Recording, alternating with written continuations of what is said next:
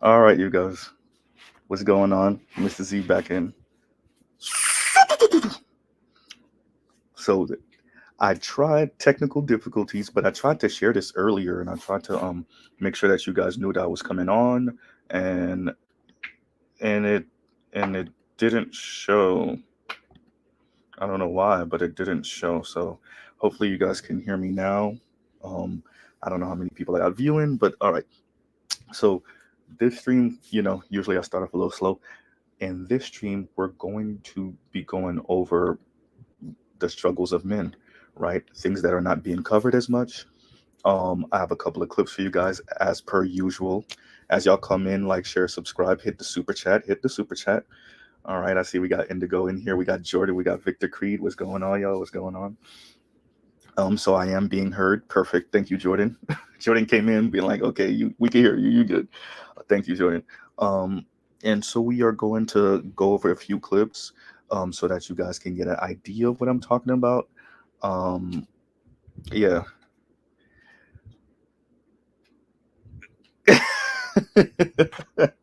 Jordan said, you're like the Black Manosphere version of the Hill.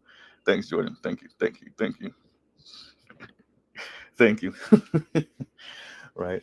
So we're gonna be going over a few things. There's a couple of clips I want to play for you guys. Um and yeah, so we're just gonna talk about the struggles of men. I'm going to just play it and we'll talk about them after we play the clips. So I'm gonna let a couple of more people come in before we start getting to it. So a lot of this is inspired by the rounds that Scott Galloway has been making recently, the rounds that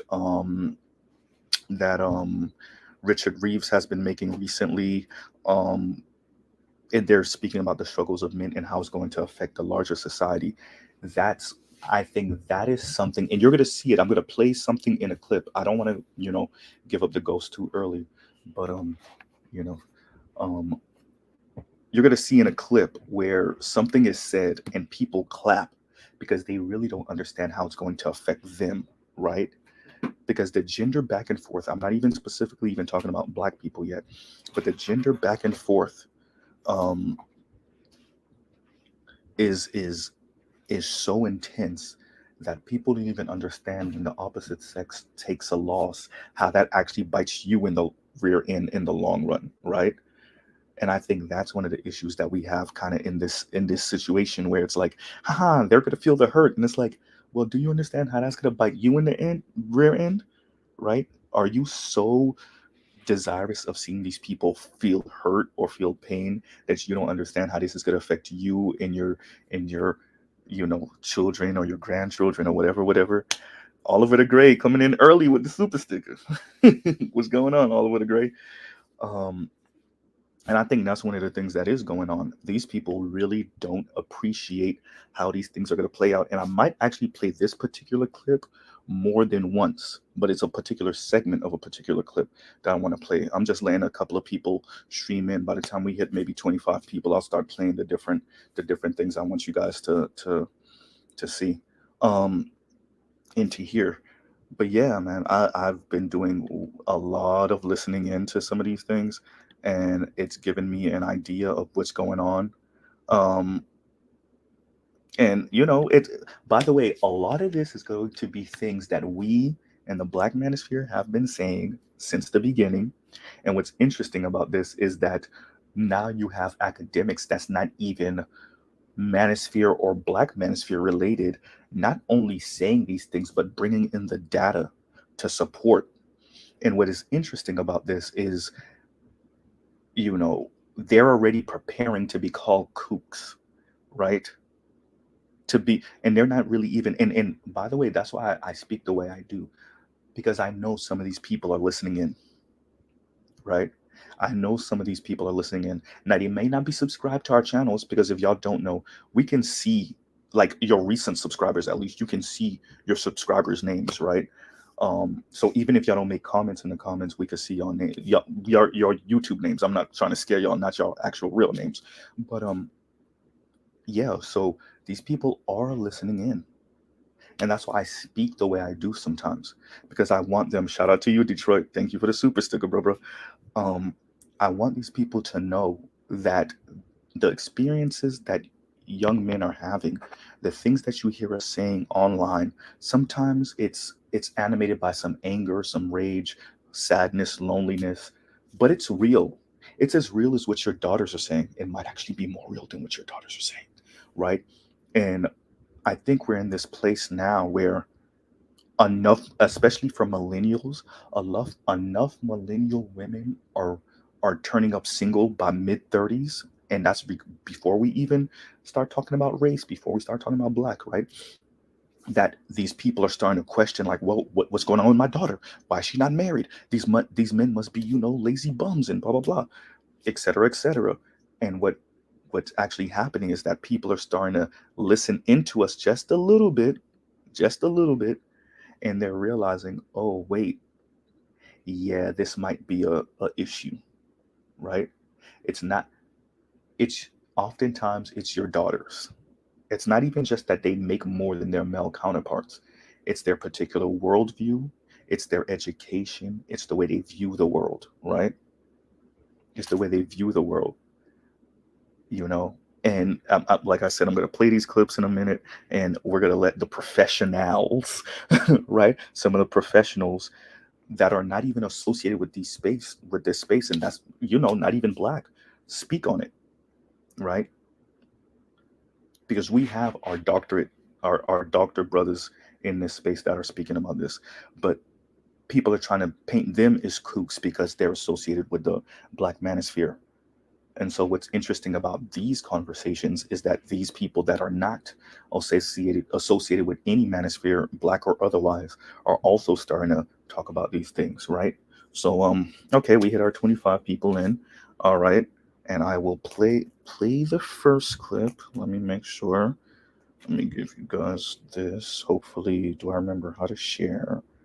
Uh, I think so. Let's make sure. All right. I think I do. Let's see.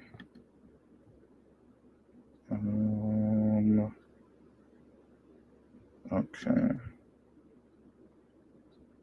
Okay, yeah, I do. Okay, yes, I do. Yes, I do. All right, let me get this ready for you guys real quick.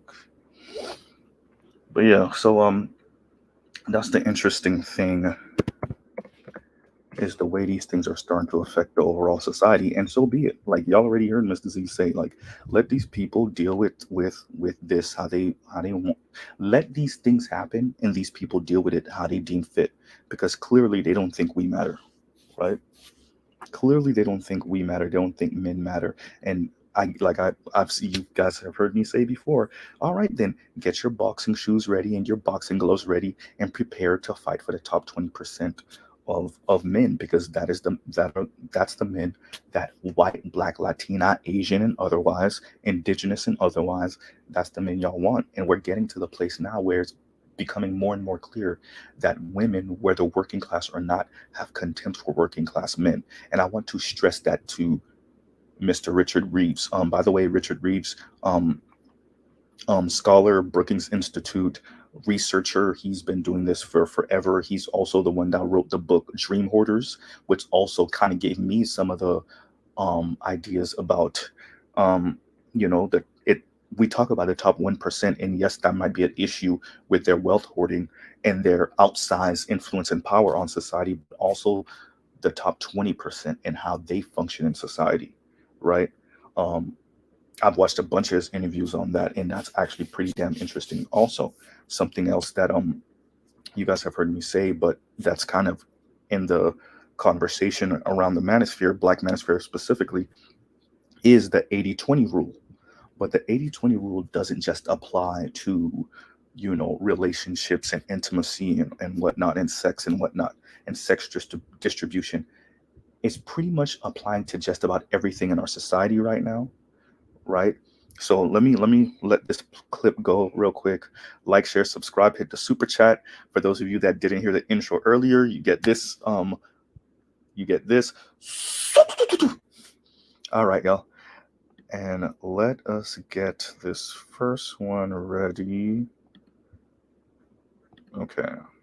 I'm put the volume on that a little low, and I am going to playback speed. All right. Okay. All right, you guys. Okay. Let me make sure that's ready. All right. Let's see. Let me see if I do it the right way.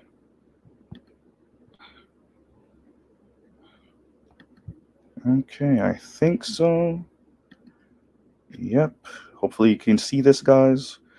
Let me know if y'all can see that, and I'm gonna play it in a minute. If y'all can see it, that is. This, guys. All right. I don't get a comment yet. All right. Anyway, okay, I'm gonna play it, and hopefully you guys can see and hear. And here we go. We're trying to get at the root cause. Why are men in such crisis? I mean, the stats are like only 40% go to college, so they're losing out to women there in a big way. And women with degrees don't marry men who don't have degrees. So, like, great, you'll be lonely forever, aren't you? Why are you cheering that? That's not. I didn't tell my wife. They don't. Now, let me pause right there. Did y'all see that just now? Did y'all see that just now? Right? So, were y'all able to hear what Bill Maher said? Right? Hopefully, y'all were able to hear what Bill Maher said. So, Bill Maher, he's starting the conversation off by saying, "Hey, you know, college educated women do not go, do not, thank you, y'all already see it, thank you, Kevin C, thank you, GC." Exactly. So women, college educated women, don't marry non-college educated men, and the women are clapping. And Bill Maher, who's not married, Bill Maher does not advocate for marriage. Bill Maher been single since been single, nigga never been married, right?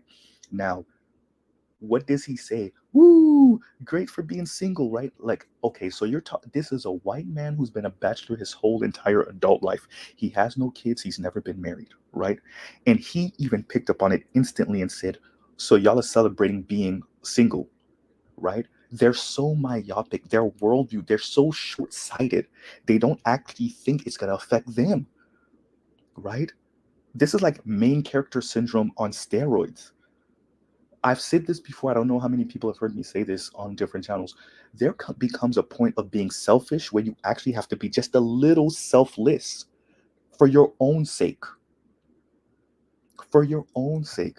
What we're dealing with the numbers right now are these people are so selfish, so self-interested, so self-absorbed.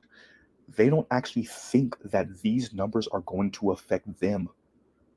That's why I keep on saying, get your boxing gloves ready, get your boxing shoes ready, ladies, because you're going to be fighting for the top 20%, or you're going to be eating the box.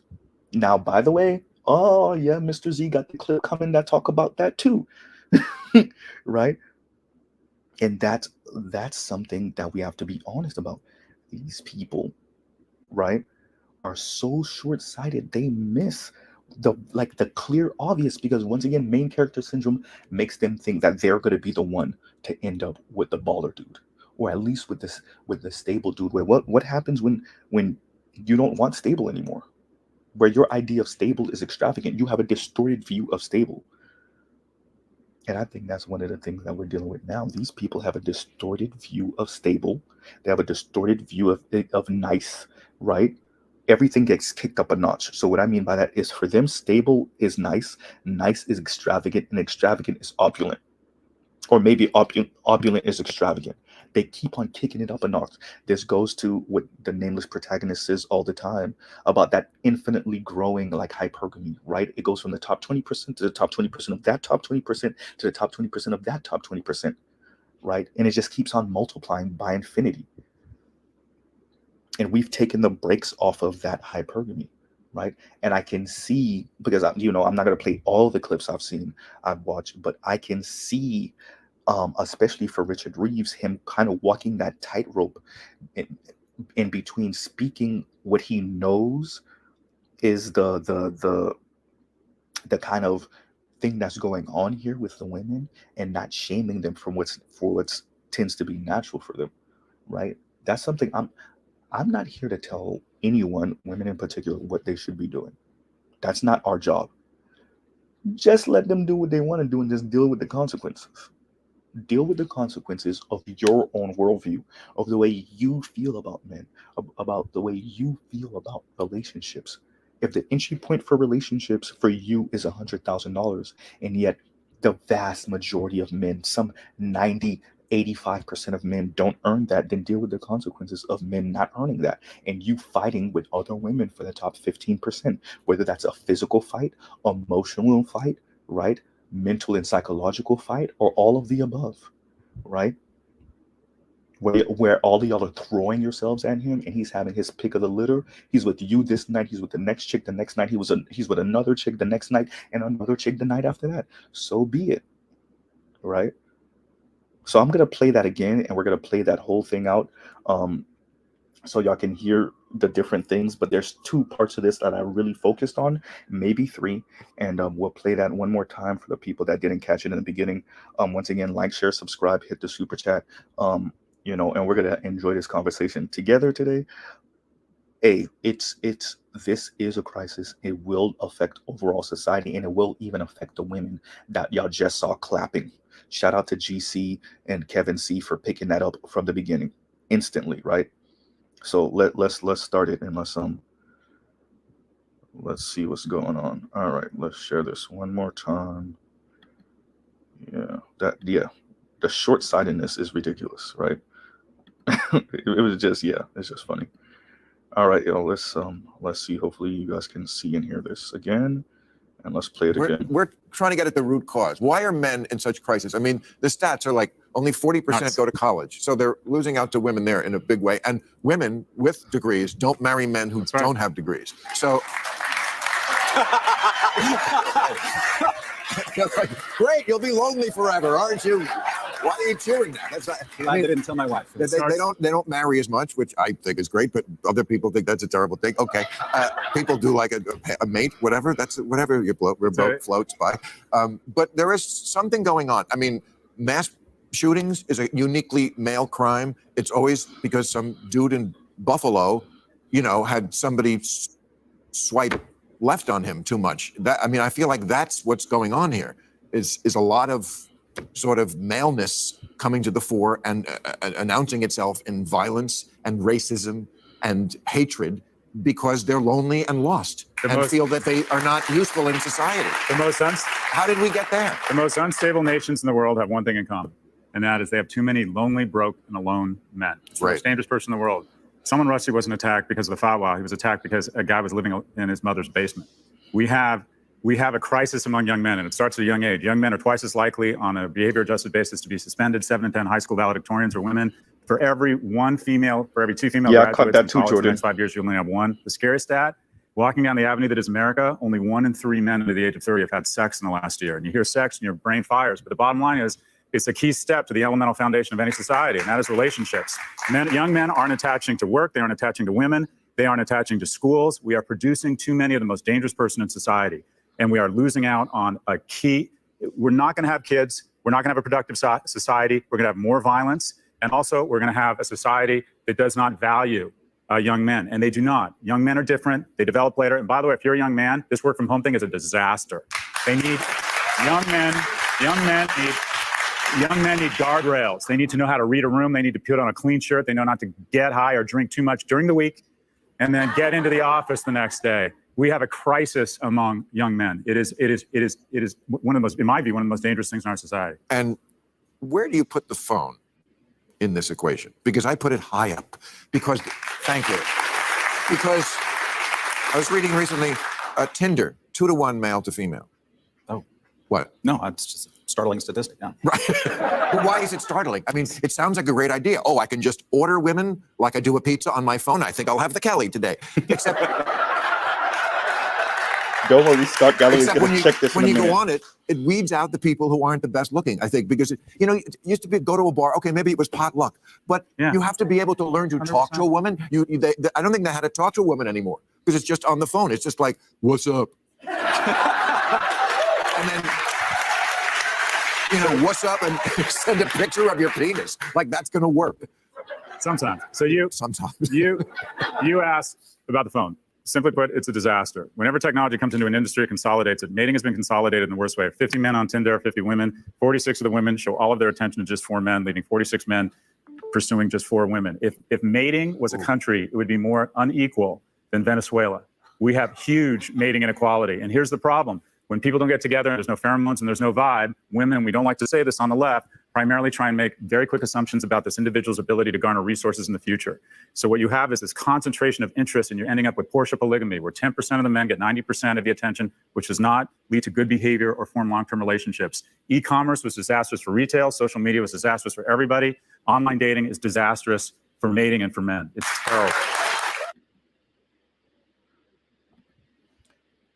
So y'all heard that, right? We all heard this, right? Once again, like, share, subscribe, hit that super chat. Oh yeah, because this is definitely getting demonetized because I'm sharing a lot of stuff today. So, so y'all heard that, right? We all heard the same thing. Now, yes, you're going to see this with Richard Reeves. Also, you're going to see this with a bunch of different people. They're trying to walk the tightrope, right? Because they know you got to throw Ben under the bus a little bit, right? The bus got to catch at least his leg, right? Somebody, you got to throw men under the bus a little bit. You got to bring men in under. You got to insult them just a smidge, right? You got to give them a nuggie like we're in middle school or something like that, just a smidge, right? Thank you, Oliver the Great, right? We got to do that just a little bit. Right? But the overall message is that this ain't even gonna work for you ladies, right? The ones that can hear. What Jamaicans be saying? Whoever don't hear will feel. I'm gonna say, I'm butchering it because I don't got the patois accent or nothing like that, but my Jamaicans know what I'm saying. Whoever so don't hear will feel. So y'all don't hear what he's saying. Y'all gonna feel it though, right? Y'all gonna feel it. And that's, it's unfortunate, right? But the extreme self-interest is causing this. So what we heard is so if you put 50-50 men, women pretty much gravitate to the top 4 guys. So that is the 90-10. So we are in 90-10 rule territory, at least online. Now remember, online dating is the number 1 way people are hooking up, right? And with the street harassment campaign and with Me Too, it's just made, attempting to talk to a woman very, very difficult, and that's unfortunate. Shout out to you, Kevin C. Kevin C says, for your work and information content, good sir. Thank you, Kevin. Thank you. Right. And that's, hey man, this is sad. But like he said, hey, college educated women don't want to be with college educated men. I mean, uncollege educated men. And we already know it's a 60-40 split around the nation. Now, in different schools, it's more exaggerated than that. In different schools, it's already a third. It's 65-35. So pretty much a third. It depends on the school. The average is 60-40 split. So you get a little bit better in different schools. It may be closer to 50-50. Right? It might be 55-45 type thing. But then in other schools that balance it out, like I said, it's already a third. And remember, that's school attendance. That's not graduation. And women are far more likely to graduate. Right? We're living through the time where they're getting what they want. You asked for this, you're getting it. How that's going to look in the long run? Oh well. Right? Oh well. And maybe polygamy is in order, right? I could tell you how that's going to end in the long run. It ain't going to end well. It ain't going to end well. Somebody's going to get their head taken off, quite literally, right? Quite literally, right? So let me pause right there. Let me see. Let me get the next clip ready for you guys. All right. So I'm going to play this, right? And this is just going to be about single adults having less sex, right? And you guys will be able to glean how that affects men, obviously, from that. All right, let's let's get this ready. Okay, give me a second, everyone. Yeah, so that's yeah. So this is what these people want. So be it. Okay, here we go, everyone. Hopefully, y'all can hear. Let me know. Contains mature subject matter. Fewer is advised. Golden penis syndrome may be on the rise, but sex among singles is starting to fall. Not a good thing. According to data from the Institute of Family Studies, the young adults under 35 abstaining from sex has more than doubled from 8% to 21% in the last 13 years. We have another report from the Institute of Family Studies. It found that 1 out of 4 women in the US haven't had sex in 2 or more years. Not good. And 1 in 10 haven't had sex in 5 or more years. Sham, tell us, what do you think is behind this great sex depression? It's disturbing. It's disturbing, and as to the point that you mentioned, that this has been on the decline for a while now, and I think that we've seen the sharpest decline in the past couple of years as social distancing came into play. It's very difficult for single people nowadays to get that out of their head, that messaging of, if you're within 6 feet of somebody, it's a danger to you and possibly your family. And then you want to tell that person to go out there and meet new people and mingle. That's a very difficult ask. And so we're going to see more startling numbers, I think, in the next couple of years. But the goal, hopefully, is that we return to a new normal. But the real question is, what is normal anymore? With so much changes happening so rapidly and people spending more and more of their life online and doing less actual social interacting, are we going to continue to see a decline in sex statistics? That we don't know, but we do know the numbers are telling us that things aren't getting better. Shan, tell us, how do you suggest people get out of it? I'd like to see them get out of it. It's tricky because when we even ask ourselves the question, how much organized social activities are you a part of? So before, maybe you had a bridge club and a book club, and maybe you went to the gym, and then you bought your own treadmill, and then you decided to play online games. And then you decided that, you know what, I'm going to join a Facebook group for book reading instead. And then now these social gathering groups you have transformed into these online experiences. And that's the same thing that's actually happening with a lot of people's sex drives. They're finding online mediated ways to engage with their sexual selves. And so it kind of becomes a question of, well, why do I need to do the real thing? I mean, the answer, I think, is very clear. We need it for our mental health. And as you know, there are crazy benefits to not just orgasm, but to orgasm that is coupled with an intimate experience that you really can't duplicate without skin-to-skin contact. So we know that the answer, I think, as people who study this, that there are so much benefits to getting off your phone and getting out there in person. But I think, to the point that you just made, already we were on the decline of doing social activities. People aren't going to churches anymore. And that used to be a major, arena where people got together in communities and met each other. So we've got to really not just go back to pre-COVID, but do better than pre-COVID. And that might be too much of a tall glass to order. What do you think? Okay. So, yes, I know who Shan is. I out of Canada. Yeah, I know a little bit about her story. Yes, I know who she is. For years, right? We ain't even gonna get into it. We not even gonna get into it. But so as Shan said, this was already becoming a thing pre-COVID, right? Pre-COVID. But what you see here is that that COVID didn't change it; it actually made it worse, right? So, like we said, so between street harassment campaign, between Me Too, right? And then you have COVID-19 and kind of the social distancing, plus you have social media, plus you have internet porn, right? You have young people, some younger millennials and Gen Z being socially awkward and being raised that way, right? This is not just your one-off weird cousin anymore. The weird cousin is the cousin now. You're the weird cousin, right?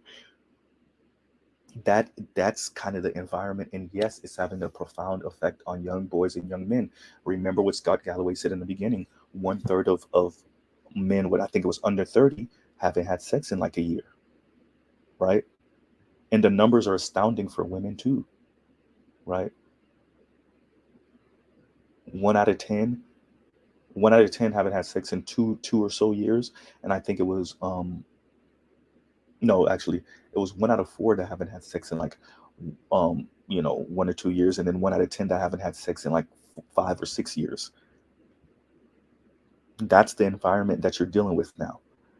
That's the environment that we're telling our sons not to just overcome, but conquer. And if they don't, then it's their fault.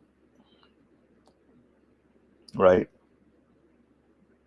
That's what makes that's what makes this interesting, is that it's all coming together now. It's all coming together. Right? And hey, I want to see us win, Black men in particular. I don't want these things to hamper us. But there is a good maybe 5 or 10% of me that's like, let this burn. Right? Let this burn. These people wanted this. This is what you wanted. You didn't question how this was going to affect you on the back end. You had tunnel vision. You got what you wanted, and now it's biting you in the rear end, because many of you are coming out of college and you're not meeting the Superman that you were told that you would meet. You didn't question any of it. So be it. Go fight for the college educated dudes, and go fight for the rest of the top 20% dudes that don't have a college education. Maybe some of you will be okay to marry the top third, at least for a little while. But for the rest of you, right now I have my shoulders up. The shrug, I'm shrugging. I mean, right? And this is not me on some Iron Rand Atlas shrug type thing, but it is to say, like, you're literally getting what you wanted. You just didn't think it all the way through. And now I'm speaking to your average woman, your average Black woman, right? College educated or not, money or not, degreed up or not, right? You didn't think this all the way through. The white leader using you as the buffer class, and you didn't think it all the way through. And now you find yourself here, where you might be okay financially, you might be okay educationally, but then you got to go out there in the shark-infested water. See, let me call out a name real quick. Selkis Ray keep on telling these women, you don't have to compete. I don't know, Selkis. I don't know. Not for the dudes they want. Yeah, they're going to have to compete. Once again, Selkis, it's not the men. All the data is showing more and more it's not the men. The system chose women because they see y'all as more pliable. And now y'all have to deal with the other side of that, right? It's not the men. So the women are saying, even by evidence by your own comment section, Selkis, whenever you start talking about money and relationships, Selkis, what ends up happening? Those women start telling you how they're not dealing with no Dusty, how they're not dealing with this dude or that dude or this dude or that dude. Now they think it's just Black men. They don't realize, oh, by the way, these white men are talking about white men. Right? So, yeah. So these women are the ones that saying, I don't want to deal with a Dusty translation. I don't want to deal with just stable. I don't want to deal with just good enough. Fine. Get your boxing gloves and boxing shoes ready and go fight for the top 20% dude. But here's the problem. Y'all are so self-centered, you don't think you have to compete for him. that's why I'm saying this to Selkish right now. Yeah, Selkish, for the dudes these women want, yeah, they're going to have to compete. Right? It's that simple. These women do not question this social and economic landscape we have right now. They're out here calling men dusties, beta males, losers, right? That's the women saying that. That's the women saying they're not settling. That's the women that are boiling men down to walking wallets and overglorified guard dogs. Scott Galloway's been doing this for decades. You think he's the one that's wrong, or you think all your subscribers are the one that's wrong? He said it himself. You put 50 men, 50 women, 40 some odd of the women are going to be chasing after 4 men. That's before we start talking race. That's before we start talking race, right? Hey, I mean, it. All of this stuff sound good. Oh, you don't have to compete, and you don't have to do this, and your Prince Charming is just gonna fall out the sky and whisk you away, and your Prince Charming is magical, and he'll never have a bad day, and he's never gonna bark at you. He's never gonna be mean, and he's never. Yeah, all right. Sound nice. Yeah, right. Somebody's been watching way too much television, right? Way too much. You know. So I want to get the next clip ready for y'all, but I wanted y'all to see that. And yes, I know it's Shan. You know, I understand. Yes, we know, right? I don't, yeah, you know, we understand, right? But I want to get another clip for you guys ready. Give me a second. Let me get this ready. Just want to do this real quick. But yeah, so you know, I just want to stress that these people kind of don't know what they're talking about. Kind of, just a little bit, you know. And but we let them talk, and it sounds nice what they're saying. And I don't know how many experts they're going to, right? And once again, I would like to remind us that when this was happening to exclusively black men, it was black men's fault, right? Black men were losers. They weren't good fathers. They weren't good husbands. They were abusive. They'd rather be on drugs. They were shiftless. But now that it's happening to the white guys and the Latino guys, now we want to, well, let's do a study for this and let's write a book for that. Interesting. Right? Interesting. You know? Shout out to Oliver Gray again. Shout out to Spain Man for the super sticker. Right? So I just want us to remind, these people didn't take us for the canary in the coal mine that we are, right? And what's this is the sad part, it's the disjointing of the entire game, right?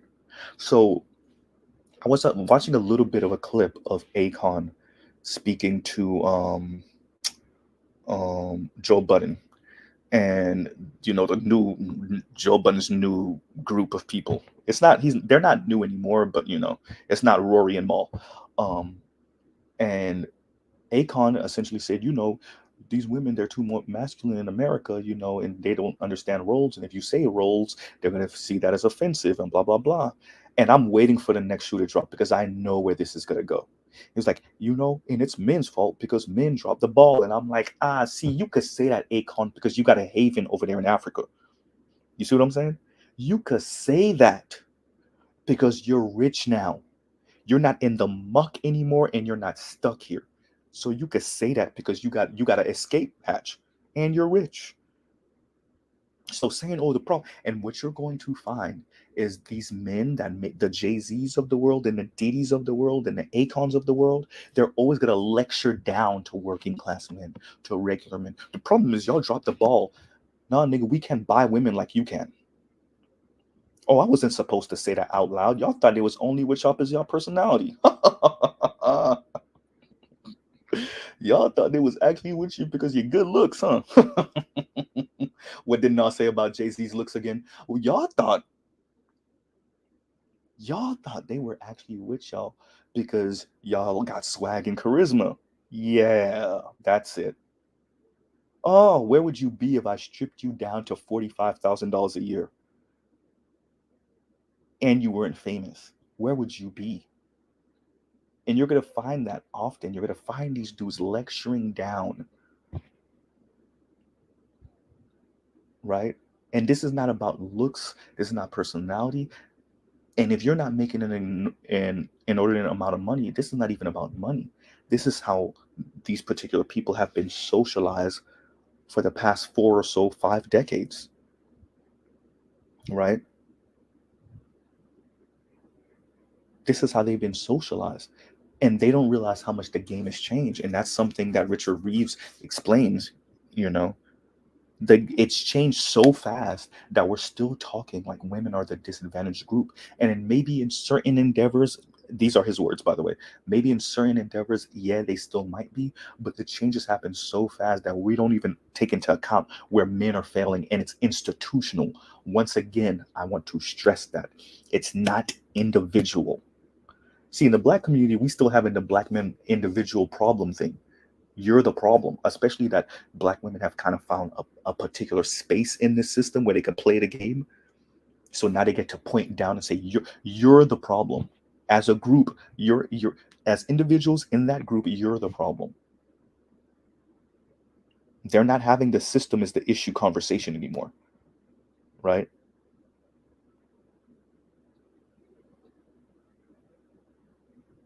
So that's, and I'm gonna read you guys' comments, later on. But I'm just trying to get through some of this. So let me get this next clip ready, right? And like, share, subscribe, hit the super chat, and let's get this next clip ready. And yeah, it's just yeah. Well, like I said, these people are gonna have to feel it. They're gonna have to feel this. They're gonna have to feel this because this is what they wanted. You wanted this, right? Isn't that what Real Talk with Yanni said? This is what you fought for. You wanted it. And she tried to say it with her overly sassy self. Oh yeah, we saying names. Oh yeah, we're saying names. Isn't that what you said, Yanni? This is what we wanted. Well, this is what you women want. Have fun fighting for the top 20% man, probably white dude with questionable sex habits and if he's even fully straight. But that's a whole different conversation. Have fun fighting for those guys. And by the way, they're mainly in their 50s and above. It's gonna be fun. It's gonna be fun to watch. All right, here we go. Hopefully, you guys can hear this. On college campuses, and then it's going to actually persist. Let's bring that back a little bit. Male ratio means that there's going to be a very, very tilted dating market on college campuses, and then it's going to actually persist when you graduate from college. So this is something you didn't talk so much about. I mentioned it in my book, which is that college-educated women essentially do not marry non-college educated men for a whole host of reasons. And so you wind up with a lot of mismatch in the dating market, and this is obviously assuming people are heterosexual. I mean, there are a lot of homosexuals, so that like this doesn't apply to the entire cohort, but it largely applies. So you wind up with a whole host of college-educated women who effectively don't have mates, and you also have a host of college-educated men who essentially have been primed to be jerks because what of like the empirical findings is that if men have advantages in the dating market, their behavior towards women gets worse. And then the reverse is true, that if women have their pick of guys, then the guys all behave a lot better, or at least the guys who have a chance in the dating market behave a lot better. Yeah. So this was something that I'm sure you noted because you did a ton of research for this book. But it was something that I think people don't realize is an outgrowth of the mismatch on college campuses. People can look at the 60-40 women men and say, hey, that's a little bit messed up, but it actually has profound downstream effects. Well, it might. One of the reasons why I don't address it is because I'm less convinced than you are at this point that it is going to be an issue for dating, and I'll say a bit about why. I mean, I think the first thing is, like, it's very interesting if you talk to admissions officers, and they're now on the record about this. If you go past 60-40 in terms of your female-male ratio, it starts to affect admissions. It turns out that actually it becomes less attractive both for men and women to go to a very female-dominated campus. And so there's a lot of people that they're desperately trying to keep their gender ratio closer to at least closer to 60. And that might well be because of just how it feels to be on campus, right? And assuming that, of course, heterosexual dating, that it affects, for sure it's affected dating on college campuses, no question about that. Whether it will roll forward into the labor market, we just don't know yet. It's a bit early to tell. We did just pass a historic moment, which is that now there are, in most marriages now, the woman is more educated than the man. And obviously we're going to see an increasing, that trend line is going to increase. The big question is, are women with college degrees really going to prove reluctant to marry a guy without a college degree? Right? Historically, we haven't had to answer that question because of the historic imbalance. We're now starting to ask it. I'm a bit less pessimistic than some are. I don't think they're going to want to marry someone who's economically disadvantaged as well. But I think it's perfectly possible to imagine a world where you have a woman who's a nurse, say, so she clearly has a degree in nursing. And I have friends in this situation. Is she going to marry a guy who's got his own plumbing business and is making good money? Or is she going to say, no, he has to have a 4-year college degree? I don't think so. So I'm not as worried about it yet. And then the final thing that makes me more optimistic is that college-educated women and college-educated men, they're really keen to make sure the kids do well. And one of the reasons they'll marry is because obviously two earnings are better than one. They are convinced that fathers and mothers are both important. And so the drive to marriage among the college-educated, the marriage rates are very high among the college-educated Americans, really high. I think that's largely because of parenting, and I don't think that's going to go away. So what's happening is people are projecting forward this difference in colleges into the dating market, and I think prematurely panicking. Ask me again in 10, 15 years whether my optimism is misplaced, but that's for me not really the main reason to be worried about this. I think it's because it's tough to be in the labour market without a good college degree. I will say one thing, I haven't thought about this before, Andrew, but you just mentioned, by saying heterosexual, of course, it does raise an intriguing possibility. The single biggest cause of the rise in LGBTQ identification is the rise in the number of young women describing themselves as bisexual. So you could speculate that if, to the extent that that's the case, well, maybe what you're going to see is a rise in the number of same-sex relationships as college-educated women pair up with other college-educated women rather than having to trade down. I have no empirical data to support that, but it's an intriguing possibility. So where have y'all heard that before? I think there is a certain somebody named Mr. Z who has been screaming that from the mountaintops since y'all have heard him speaking. Y'all don't want to deal with the regular dude? Fine, then get prepared to eat the box. You got two choices. By the way, these are two different men. From my understanding, they don't really know each other. They might know of each other, but they don't really know each other. And they're telling y'all the same thing Mr. Z been telling y'all. Get ready to either fight for the top 20% or eat the box. Your choice. By the way, your choice, because this is what you wanted. This is not about discouraging women from advancing. This is not about discouraging women from going to school and getting their education, contributing to their families, making as much money as they want or they can. This is not about that.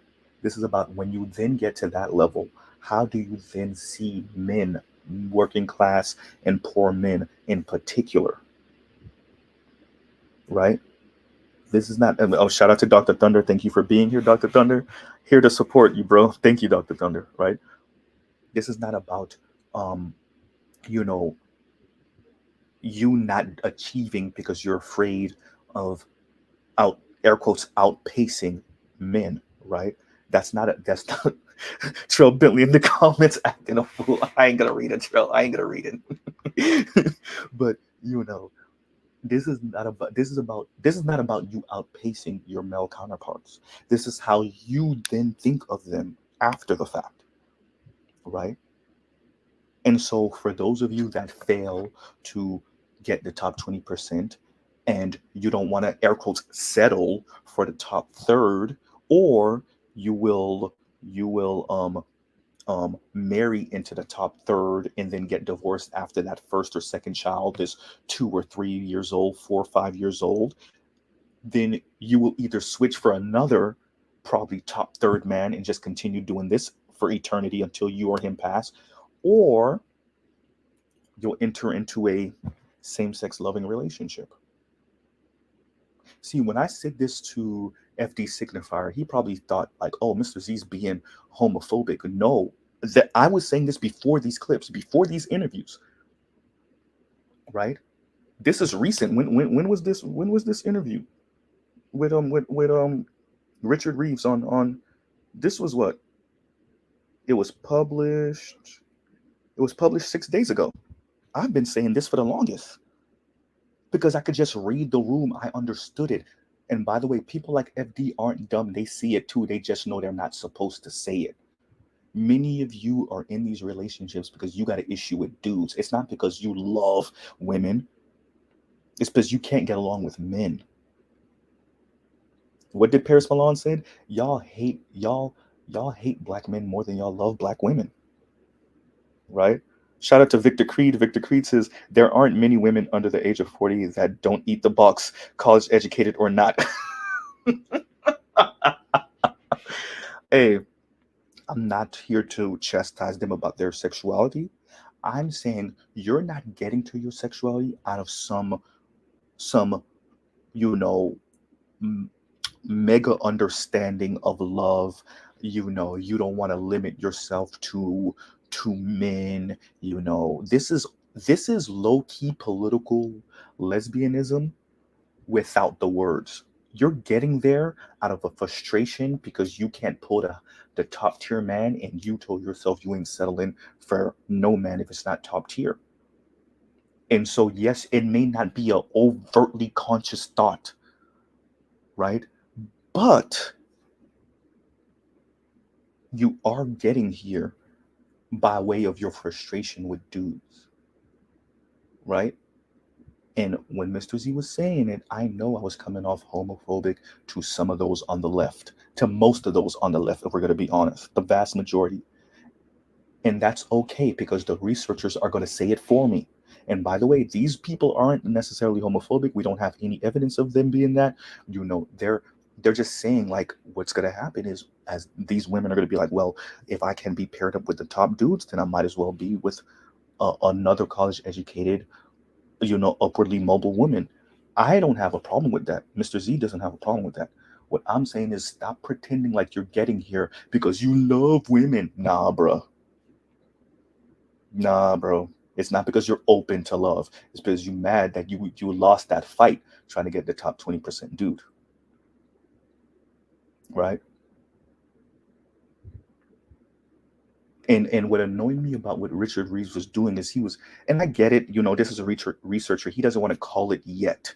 And he might be, trying not to come off himself, because this is not some nobody. Richard Reeves is well respected in this line of work. Right? So he doesn't want to call it early, and he doesn't want to come off like a sexist monster. Mr. Z is a black man born and raised in America. I was already painted with that when I came out the womb, and I decided not to kiss her end. So I'll take those slings and arrows. Right? And so Andrew Yang, remember, traveled around the country, spoke to hundreds of people. Right? Andrew Yang knew what he was saying. As an Asian dude, he knew what he was saying. Right? These women think they're better than their male counterparts. So let's get this right. When men were going to college, more than women, yeah, the well-to-do men were having fun and whatever, but they would settle down and get married. Right? They would settle down and get married eventually. Right? But what these women are saying is, if I go to school and I get my college education, if I make a certain amount of money, I need a man at the least, and I'm grinding my teeth when I do this, he got to be on my air quotes level or above, preferably above. And anything less than that, or that I perceive as less than that, I just won't engage in the institution of marriage. Well, so be it. Right? Once again, these people are saying it, but y'all heard Mr. Z say it before. Now, like I said, I want to see us build this into what we need it to be for black men in particular, and then the larger black community. That's the black women that come along with us and follow our plan. But for the rest of them, meh. Shoulders, shrugs, right?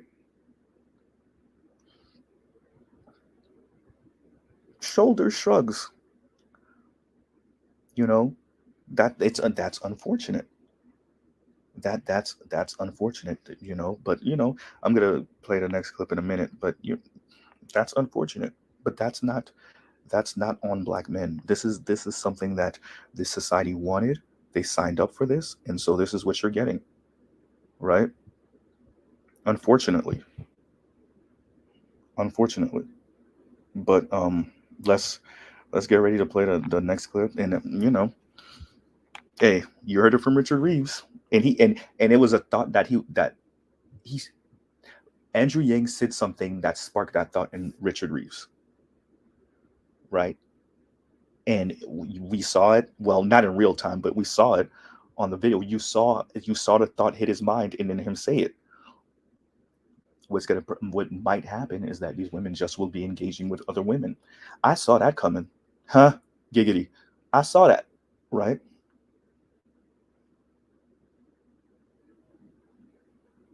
Because I'm a black man born and raised in the black community, and I've seen it. Now, these people, have you ever, and after this I'll play the clip, have y'all ever, and it's almost like something you see when you're an adult and you see a child do something, and they do something and you know why they did it, an act of jealousy.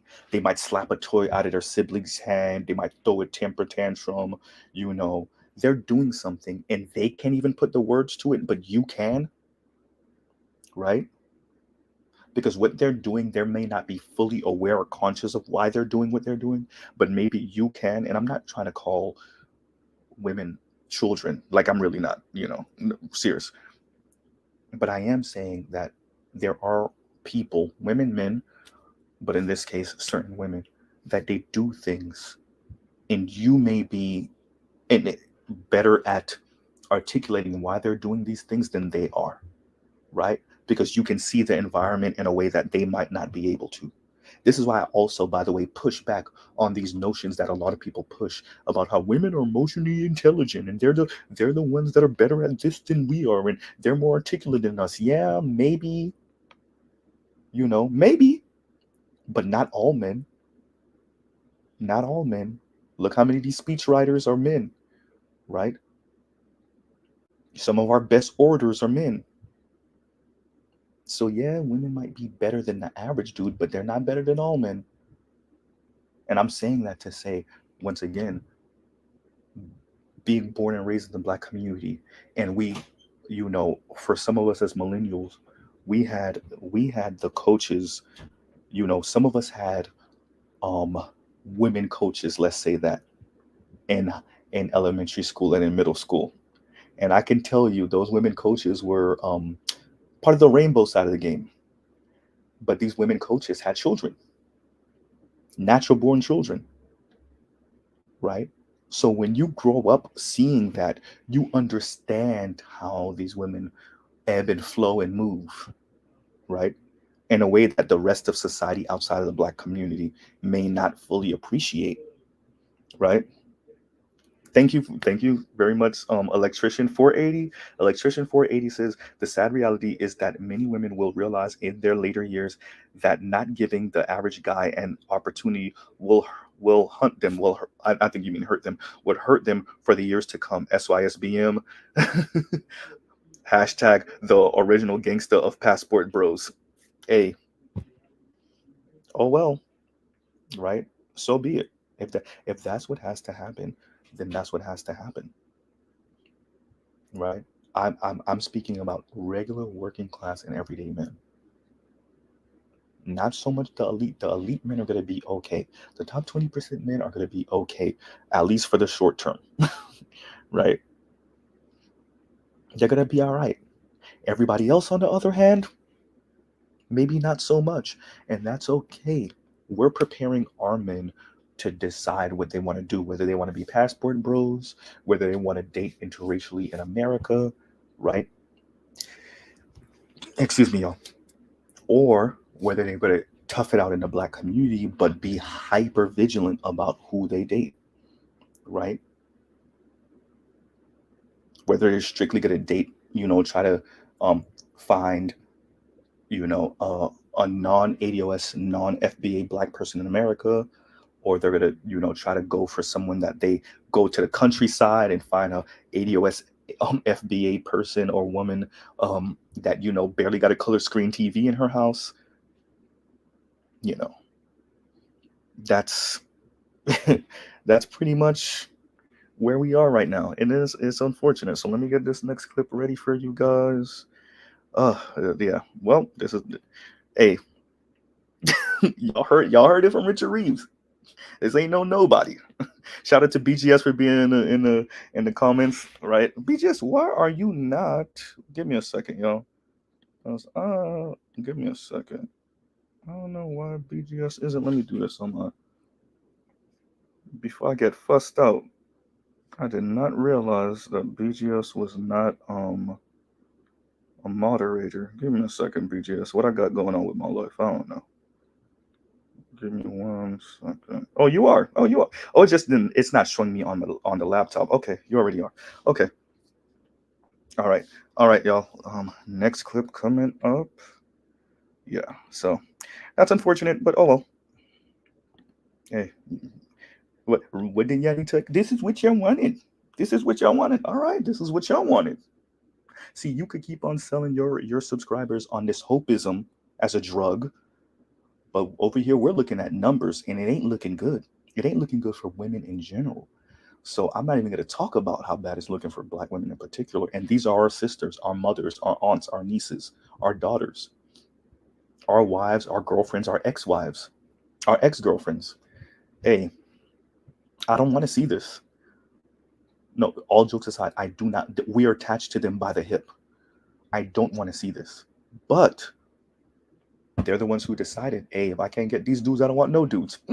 All right. Have fun with that. All right, you guys, let's get this clip ready. And here we go.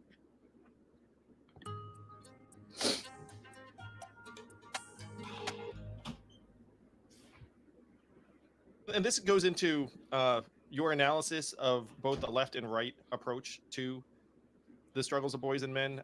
And you very interestingly characterized, correctly in my view, that the left tends to assign accountability to systems for the failures of groups, with the exception of boys and men. But where when, like, if a boy or man screws up, then it's because they were individually noxious or badly behaved. And your argument, which I think is correct, is look, like, if you're going to apply that framework, it should apply to boys and men too, and that this is not just a cascade of individual failures, that they're actually structural issues that if you were serious about trying to build, an equitable society, you should be thinking about these issues the same way. Yeah, it's a rare. This is an instance of agreement between left and right, although in different ways. They do basically individualize the problem. And as you say, on the left, that's pretty rare. Typically, the left will point to structural barriers, structural problems. But in the case of boys and men, it can be the result of toxic masculinity, or there'll be stereotypes about, well, they just want to watch, they don't want to look at porn and play video games and smoke weed. They're just losers. Men are trash. #men are trash, etc. You even saw that in COVID, and men were dying in much higher numbers of COVID. That was blamed on them, and completely unfairly. Or this pejorative term, incels, involuntary celibate. And Bill Maher made a joke, which I could relate to, certainly as like a nerdy Asian kid, is that like we all start out as involuntarily celibate.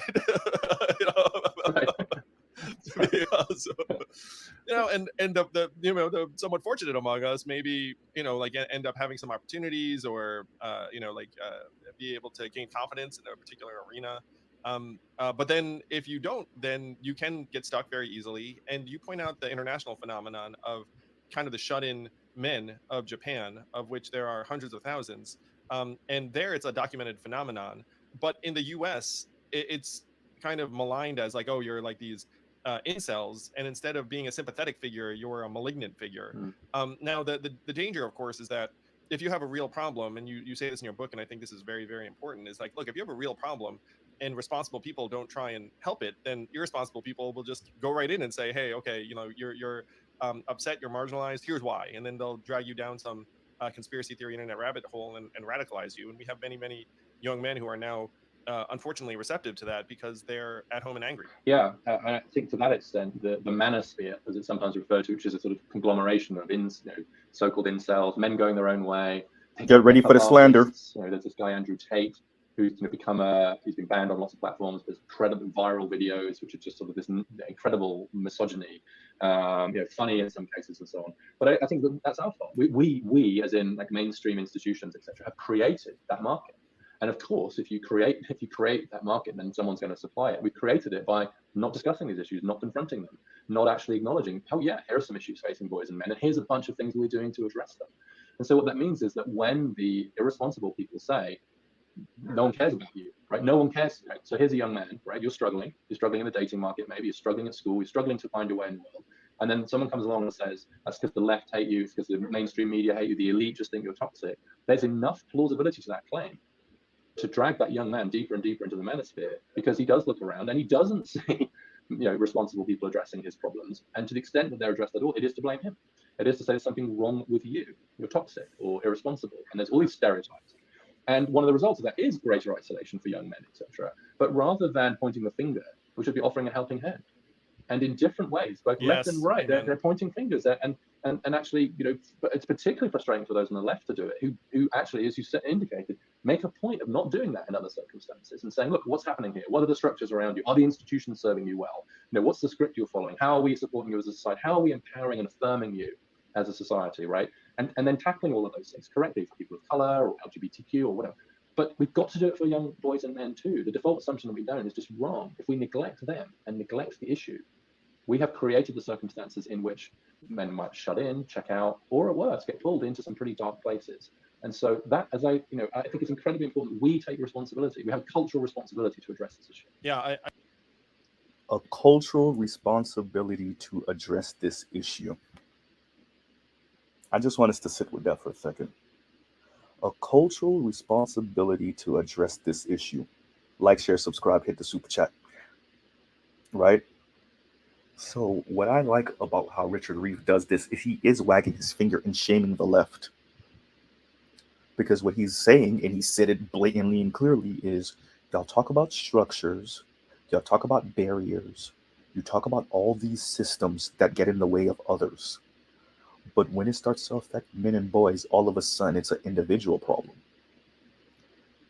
Now, what I would say to Mr. Reeves is, if that's the case for white men, you have no idea how bad it is in the black community for black men.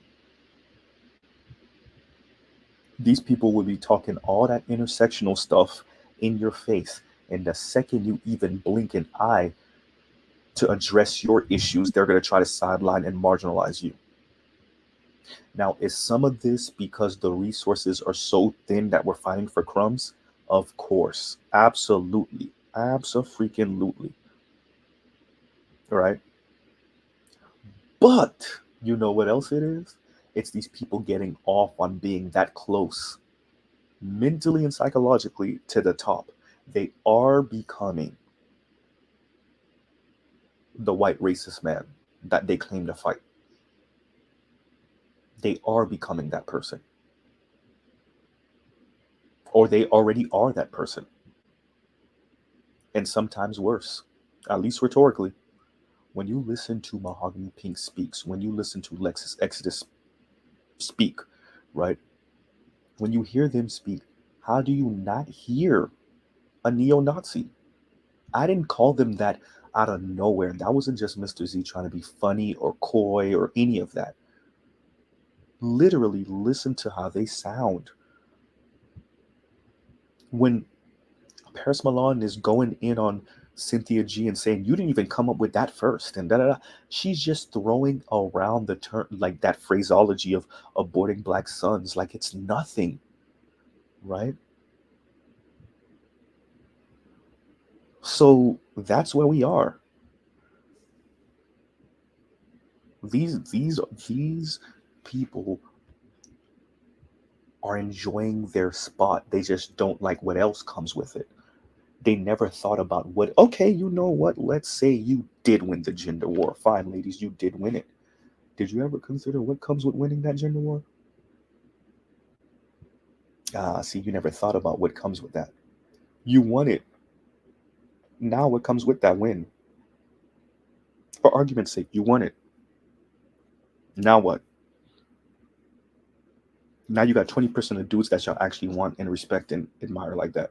And that's when we talk about looks, income, swag, all of it. Education, or status, all of it. Everybody else you deem is lacking. All right, then. And I'm speaking to the ladies in general, not just black women, particularly black women, but not just black women. Right? So, you know, that I'll pause right there. Let's keep on going. That's unfortunate, but this is the landscape right now. You know.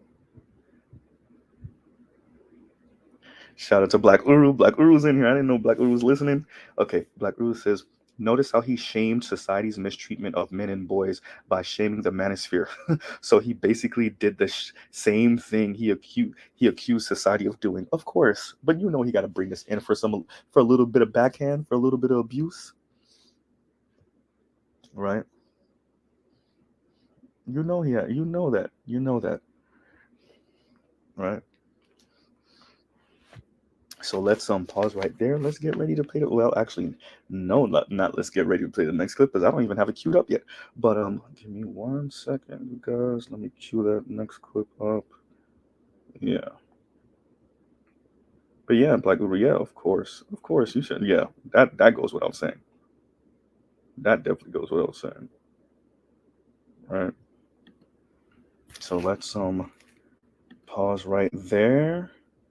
Y'all get that person out of here, please. Get that person. Yeah, X them out. Whoever that, I'm not even gonna say it on the chat. Just yeah, get him out of here. I mean, when I open up the thing, I'm gonna have to be really careful. Thank you, you guys. My snipers, where y'all at? All right. Okay, let's pause right here and let's play this next clip. All right. Give me a second, everyone.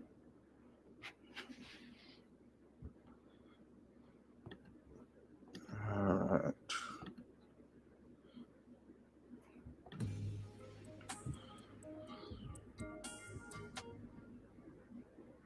Now, so the marriage rate among non-college educated Americans has plummeted to below 50%, which I think is a very crucial threshold.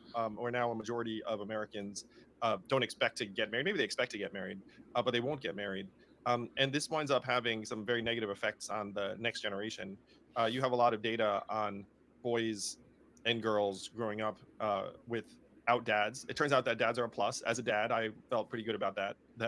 And more people recognize that having a dad present is incredibly important for all sorts of positive outcomes for kids. And you have a number of recommendations in that direction around trying to establish fatherhood as a different type of relationship than a purely economic relationship, which is the way it's codified right now in a lot of circumstances. Yeah, so I agree. There's this, I mean, you pointed there's this huge class gap in marriage, which we kind of alluded to earlier. It's really interesting. And that in and of itself is an important data point, that it is the most economically powerful women, arguably in the history of the world, i.e. college-educated American women who are marrying and staying married at the highest rates. Well, have y'all heard that before? Gloria Steinem or anybody else. Even Gloria Steinem just got married.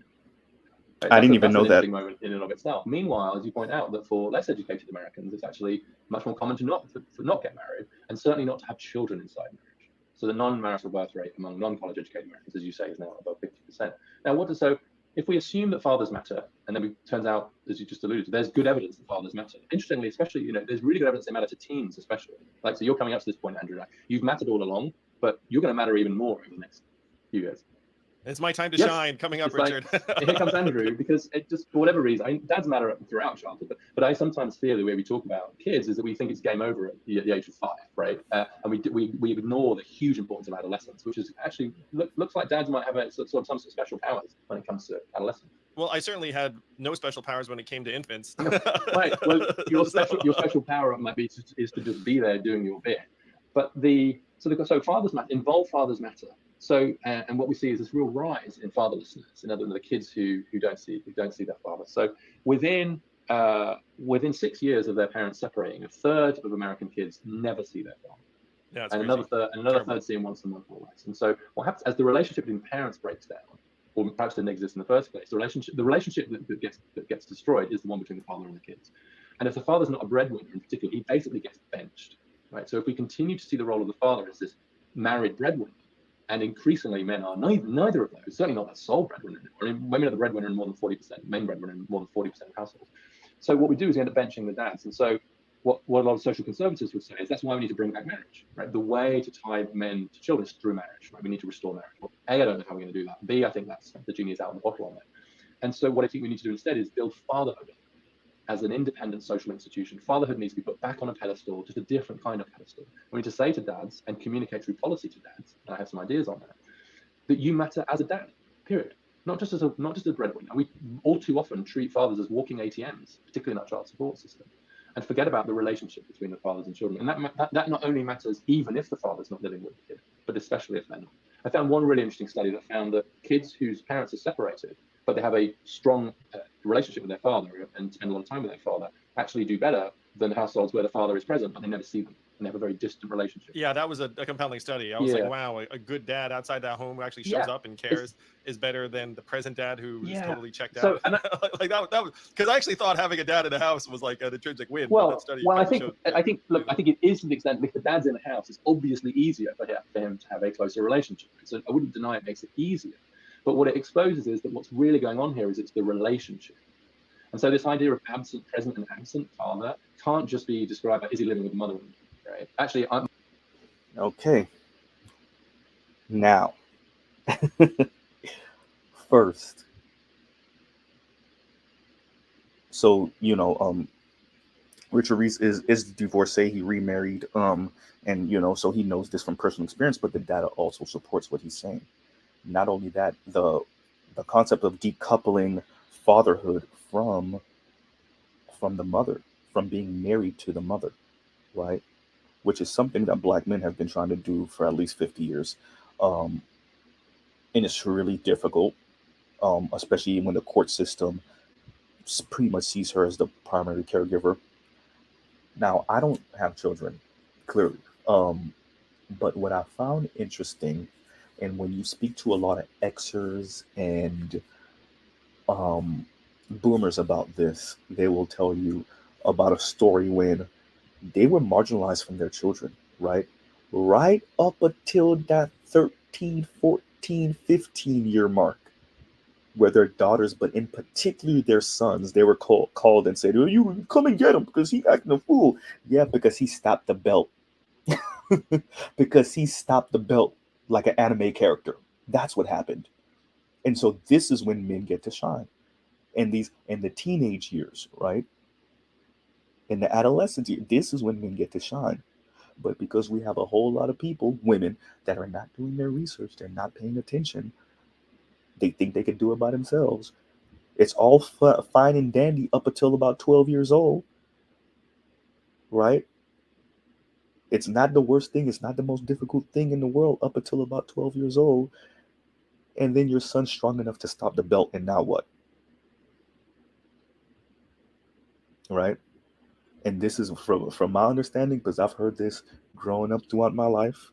And now that I'm an adult and I have not so much my friends' children aren't there yet. They're about to get there in age, but definitely from the Xers and the boomers that I've spoken to, that's the story, right? That oftentimes when they're isolated from their children, but then they get that phone call one night, right? That, oh, you need to come get him. Now it's your time to shine, right? And so that's what Richard Reeves was speaking to, and that's unfortunate. You thought you had it until you didn't have it. Right? Once again, like, share, subscribe, hit the super chat. Yeah, you thought you had it until you ain't have it.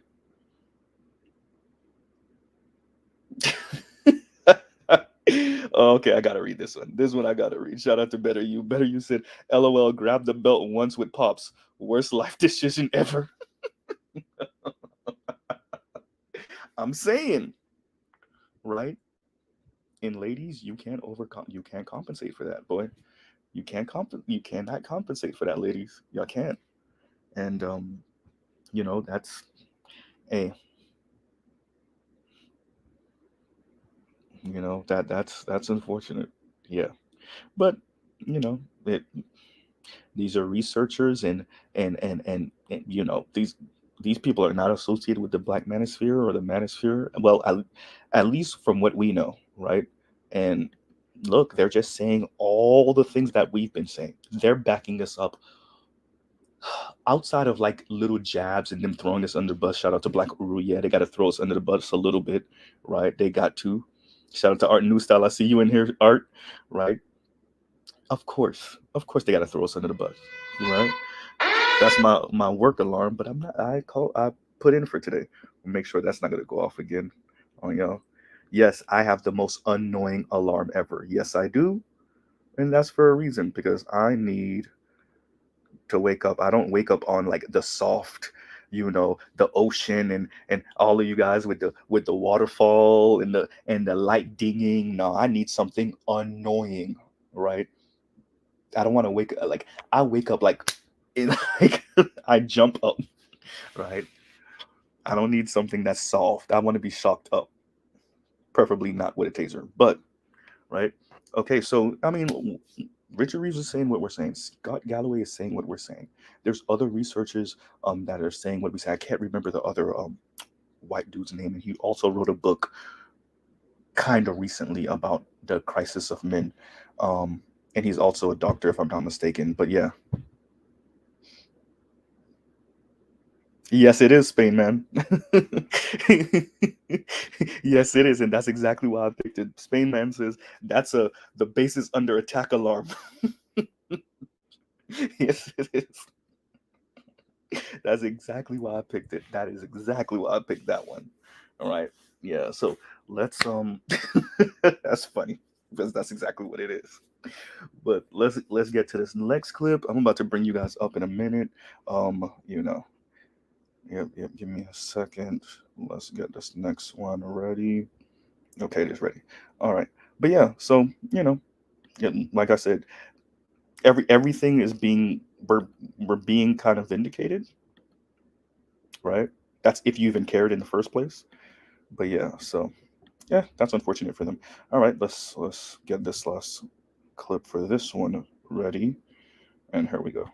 Vocational and apprenticeship schools that are going to help men. We should probably spend the money on it, and men need it in various contexts.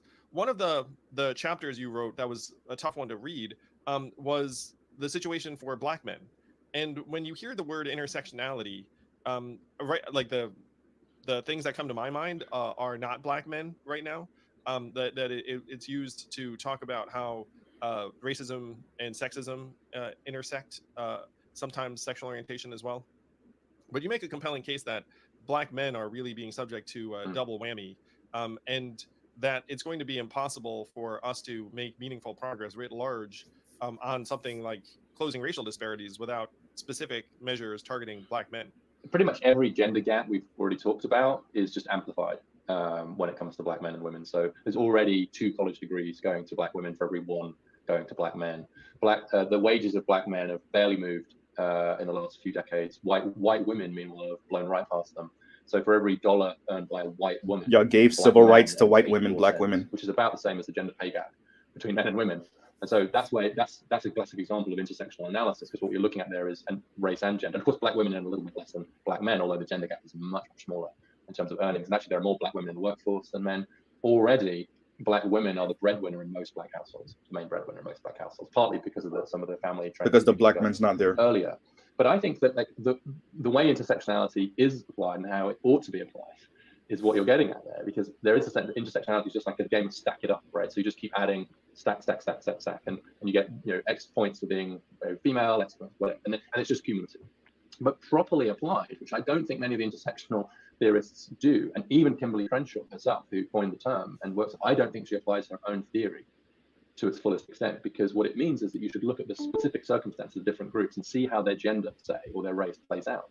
And when it comes to Black Americans, for me, the evidence is pretty clear that on most measures, Black men are worse off than Black women, and not despite being men, but very often because they're men. Social dominance order. Shout out to Nameless. Obviously, they face the highest incarceration risks, particularly during the war on drugs and the war on crime. In education, they are basically the ones who are struggling the most, whereas Black women are actually doing pretty well. Upwards mobility, Black men are the least upwardly mobile groups. This is back to some of my earlier work. Black women are one of the most upwardly mobile groups out of the bottom quintile. But then, of course, in terms of households, they often struggle. So, in fact, the struggles of Black men affect Black women, don't get me wrong. But I think that's intersectionality at its best. And what it means is that we can contemplate the fact that Black men might be actually suffering as a result of being male, rather than benefiting from being male. That may not be true for Asian men or white men, or at least nothing like the same extent.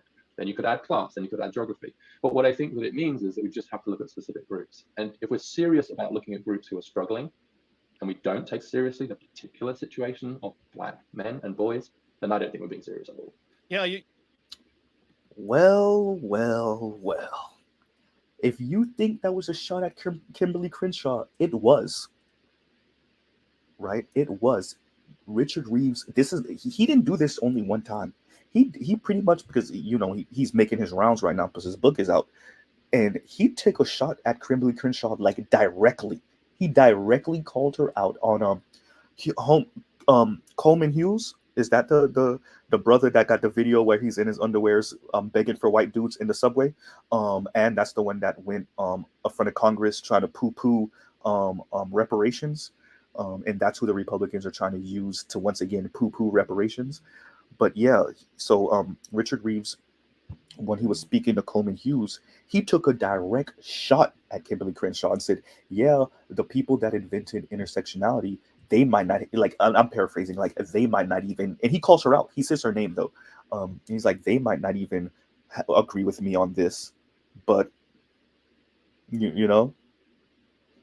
Oh, shout out to Art. Art Newsdale say he sounds like CP3O. Well, I do have it sped up just a little bit, Art. I do have it sped up just a smidge, right? But I have it at 1.25 speed.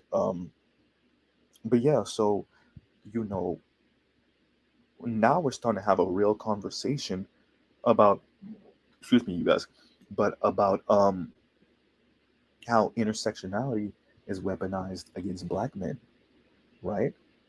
Or how it ignores Black men at the least. And this is where the nameless protagonist comes in, and the rest of us with social dominance order. Some people call it social dominance theory. That's what I used to call it. Now I call it social dominance order, right? And so, and it's, don't let it be lost on you. This is an Asian guy and a white guy talking about the plight of Black men, because both of them are like, ooh, low key, both of them like, by the grace of God, there go I. Low key, both of them are like that, right? Thank you, Ray Alexander. Let's highlight that. That is the name of the book, of Boys and Men: Why the Modern Male is Struggling, Why It Matters, and What to Do About It, by Richard Reeves. Thank you, Ray.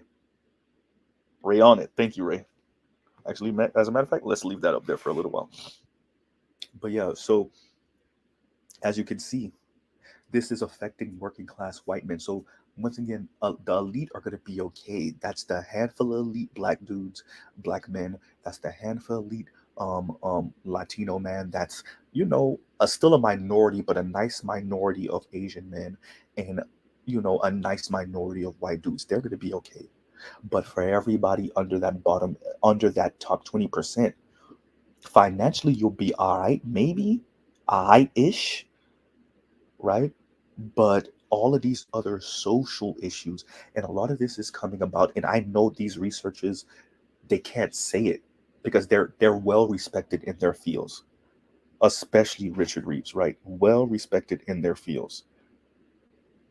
So they can't come out outright and say it and say, like, you know, this is what you want, ladies, and like, you're the ones who are ending up in the society's picking you, right? Let me call it thing a thing. White capitalists are picking women because women are more pliable and easier to control. There, I said it. The system chose you because you're more pliable and easier to control, and they're not even afraid to throw even a couple more dollars at you because they know you're not going to upturn the system. And there's nothing wrong with that. But here's the issue: then it ends up biting you in the rear end when you then put your sights so high and you mean it. Once again, I am not a woman. I don't understand I might understand it, but I don't feel, because I'm not a woman, I don't feel the female biological imperative. I don't feel it. It's not coursing through my veins because I'm not a woman. So I can't tell women what to do. Nor would I, right? All I can tell you is the consequences of your actions, of the way you feel, of the way you think, and then when that's put into action. That I can do. And you can see it happening right now in society. Acutely in the Black community, particularly in the Black community, but you also see that expanding out.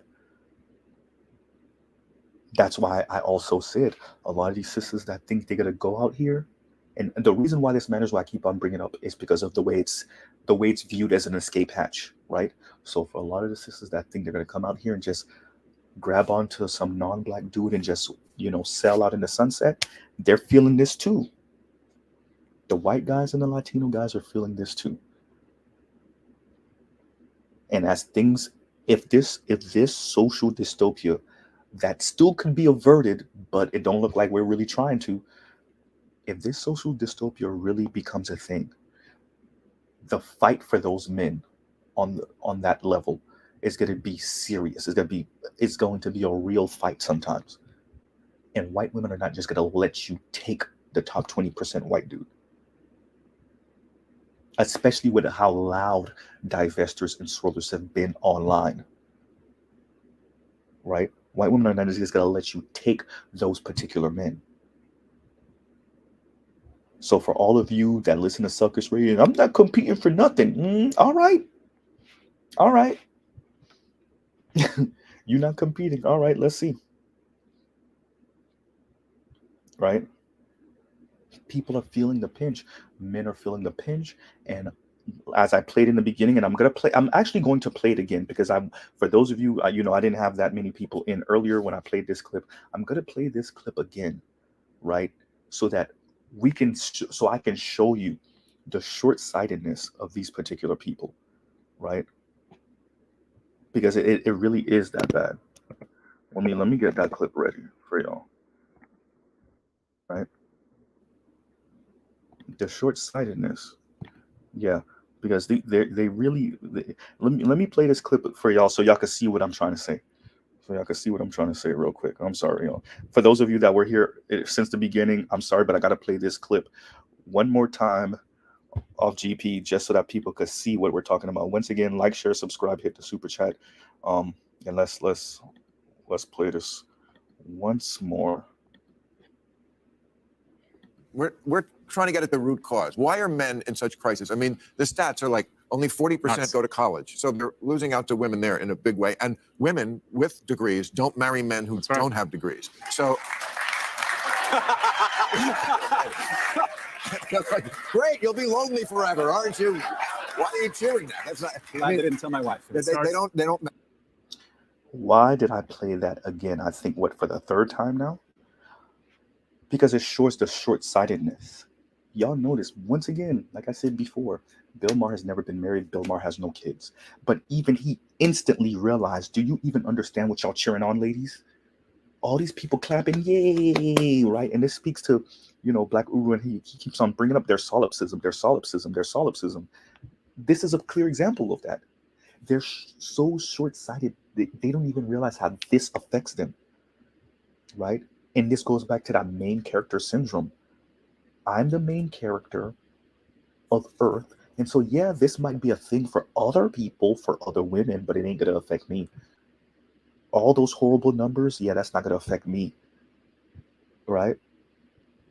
Like the delusion, like we say delusion and people think we're joking when Black men say that these people are delusional. People call us sexist. They think that we're being, we're insulting women, right? We're belittling women's intelligence. It's like, no, they really are delusional. They can't even see how, okay, I go to college, less and less men go to college. So out of, let's say, 60-40 split. 60-40 split for college, for people in college. That's not graduation. Remember, like I said before, more women graduate college than men do. So you're coming out of college some closer to 65-35. And you just compound that year after year after year after year. And that number, by the way, is becoming, the gap is growing year after year after year after year. Then ladies, do you understand where that leads you? But you're so short-sighted and you so want to dunk on men and you so want to laugh. We're outpacing them. We're doing better than them. You don't even realize what that means for you. Shout out to AL, right? AL Evans in the house. You don't even realize what that means for you. I say this all the time, all right? Which is like, okay, forget the men. The men don't matter. Okay, we're losers. Okay, cool. Right? We're bums. Cool. Even in the Black community, we're bums. Cool. Do you understand what that means for you in your life? Right? Do you understand what that means for you in your life? Clearly not. Clearly not. Right? And that's unfortunate, but that's on you, right? That's unfortunate, but that's on you. And I mean, I should feel some type of sympathy for these people, but as you can see with the celebration of this, it makes it really difficult. It makes it difficult to feel something for people that that that laugh at your pain, even though your pain is going to eventually bite them in the rear end. Shout out to Big Kev 9539, and he says all of let me put that up. All of the misandric social engineering and public policy presents within the BC has spilled out into mainstream society itself. It is what it is. I agree. I agree. Right? And so they took for granted black men being the canary in the coal mine. And now your working class white men are feeling it, and your working class Latino men. Because everybody thought they were too high up to feel we were getting drowned. And everybody thought, oh, I'm on the second floor, or I'm on the third floor, I'll be straight, or I'm in the penthouse, I'll be straight. And the penthouse might be straight for real. The penthouse still gonna get their feet a little wet though. Oh yeah, everything on the floor in the penthouse, yeah, that's about to get screwed. But all those people that was on the second floor and the third floor and the fourth floor, oh yeah, y'all about to feel this too, right? You might not drown, but you're gonna take in some water. You're gonna take in some water, right? Right? And it makes it difficult to feel sympathy for white men, for black women, for white working class, all these other people who were pointing and laughing at black men for decades, all through the 80s and 90s, the 70s, the late 60s, right? We really could go back to 1619, but it was funny until it wasn't funny. It was funny until it wasn't funny, right? When this was happening to black men in the 70s, in the early 80s, it was about pointing at them and telling them and encouraging black women to make all the misandric media, putting them on camera so they can insult black men. Now it's happening to white men. Now we want to study it and we want to figure out what we're going to do to fix this. And it only took, what, 30 some odd years, maybe 40 years before it hit them? So it took you 4 decades to just start really feeling what black men have been feeling for decades.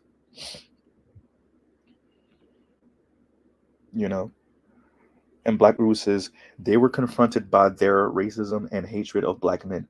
That black man and only black men were at fault for their troubles. Oh well. Oh well. Now just eat this, right? Eat this. So I want to play one more clip for you guys. I don't remember where it ends, but I have a general understanding of where it starts. So let's play that, and then I'm going to try to bring some of you guys on. I didn't realize my presentation was going to be like an hour and 45 minutes long almost. Right? Hopefully you guys been enjoying my thank you for being on with me. Thank you for listening and having this conversation.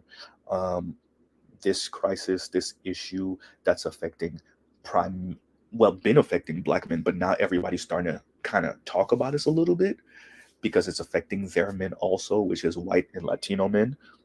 Now, now we're having this conversation. Now it's okay. Well, even then, not so much. It's starting to be okay just a little bit to actually start addressing the plight of men and boys, right? So no, I can't do that, GC.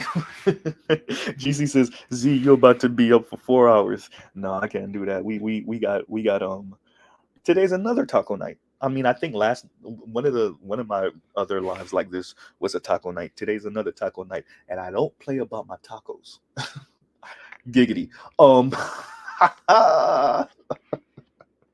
Right? And I don't play about my tacos.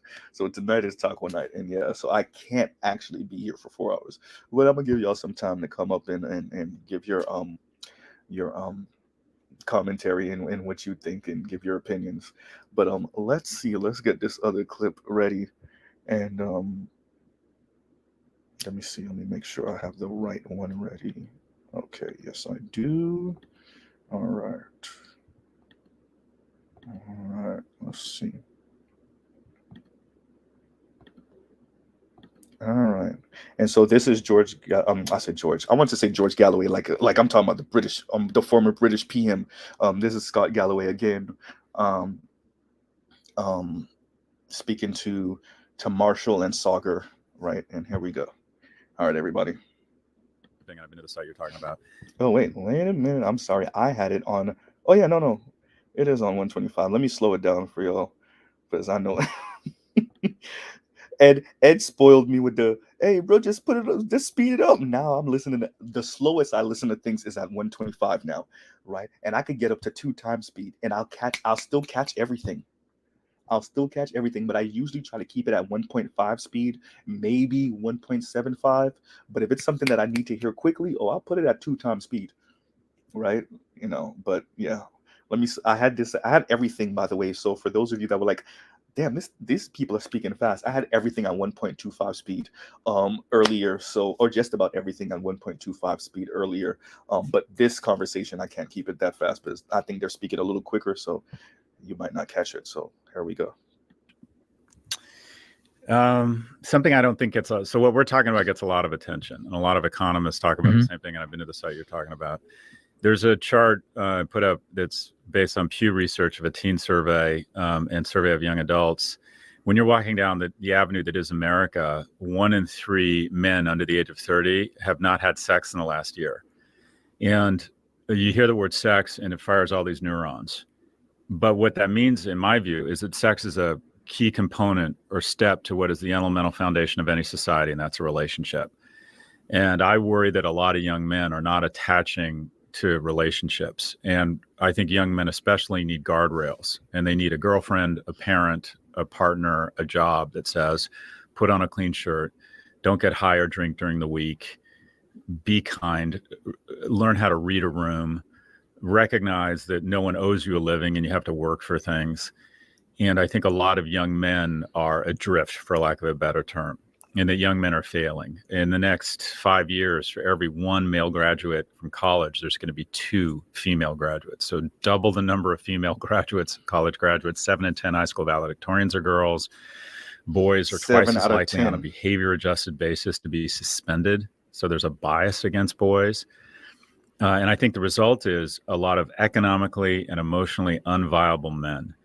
And while we don't like to talk about it on the left, women, their primary criteria, especially in a world of online dating, is a man's ability to signal economic viability. And when fewer and fewer men are economically viable, we have decreases in relationships, we have lower birth rates, and we have a cohort that is the most dangerous cohort in the world. And that is a young, broken, alone man. And we're just producing too many of them. So that chart really stood out to me, that so many men are not engaging in relationships. We keep hearing this number, and also it's mentioned in the book, 30. So to your point, men under 30, Sagar and I are both 30. You graduated from Berkeley with your MBA in 1992 when we were born. That seems to me a age where I would love to be 28 to 30 in that year specifically, all this opportunity in front of you. If you were to graduate today into the current set of conditions, let's say you're our age, what would you be doing with your time considering these issues? Are you in tech? Are you podcasting? Are you writing? How are you thinking about this moment in comparison to that past one? Well, I'll take the last part. I think my generation has absolutely implemented a set of deliberate policies. There's this delusion of complexity around the issues that ail us, and that these are big problems, structural issues, and all these forces that are outside of our control have all come together to basically take the wealth of people under the age of 40 and take it from 20% of our GDP or 19% of our GDP to 9%. That we accidentally fucked your generation. It was not accidental. It was purposeful. Take the 2 biggest tax deductions, mortgage interest and capital gains. Who owns a home and who owns stock? People my age. Who rents and gets their income from current income? People your age. What do you need to get ahead? You need education. What field has gone up 1,400% on an inflation-adjusted basis? Education. I mean, just who's about to get the biggest cost of living adjusted increase in history? Social Security recipients who happen to be old people. Who gets bailed out during these crises? Old people. It just goes on and on and on about everything we do is to affect a transfer of wealth from people your age to people of my age. So first off, there's just more headwinds in your face than there was in my generation. To be born in 1964, a white heterosexual male in California meant you got near free education from UCLA and Berkeley. My total tuition from UCLA undergrad and Berkeley grad was $7,000. In addition, it was accessible. The admissions rate at UCLA when I applied was 76%. Now it's 6%. So it's not only more expensive for people in your generation, it's less accessible because my generation has entered into this NIMBYist rejectionist bullshit complexion where once I have my degree, I like that it's hard for you to get a degree because that makes my degree more valuable. Once I have a house, I'm going to put in place all sorts of zoning restrictions that don't make it easy to build new housing because I want my house to go up in value. And once I have a company that's hugely successful, I'm going to spend a ton of money to try and make it impossible for new companies to emerge. So we have this deliberate transfer of wealth from your generation to my generation. So the first is we absolutely need to say, okay, this has happened. We decided it could happen. So we need to unhappen it and not throw up our arms and say, oh, we can't figure this out.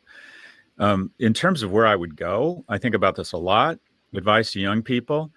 One, I would get to a city. Just, you want to have the winds at your back. Yeah. It's just much easier. I don't know if either of you surf, but occasionally I'll surf somewhere where there's an incredible offshore breeze and perfect waves. And I talk myself into believing I'm a good surfer. No, I'm not. You're a great surfer because the perfect conditions. And then I surf in, real waves, and I realize I don't know how to surf. I wanted to stop right there because this is the point where we compliment the other elder in this space, not BGS, but this is when Black Uru gets his shine, because this is what Black Uru says all the time, right?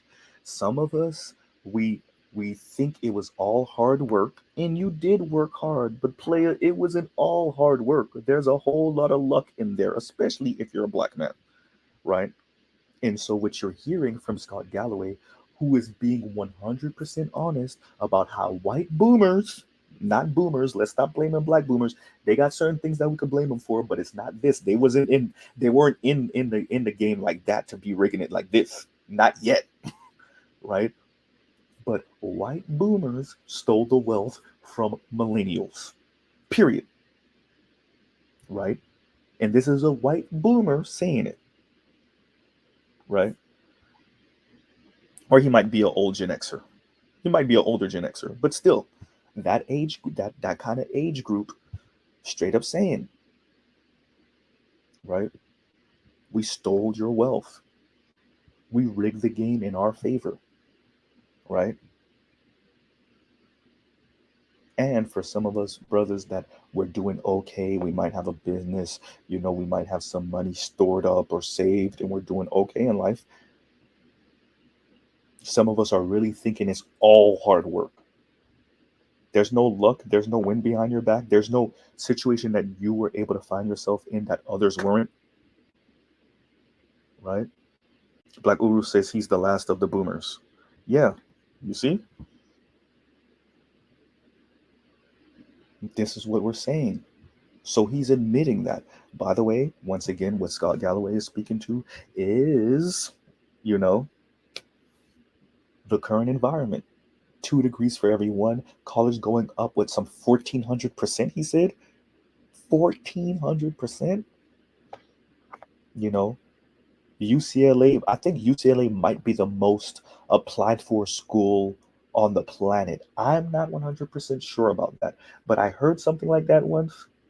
Somebody could tell me if I'm wrong, right? Definitely the most applied for school in America, I think. But, it might be the most applied for school on the planet, right? I might be getting that mixed up. It might be America, not the planet. But, and there you go.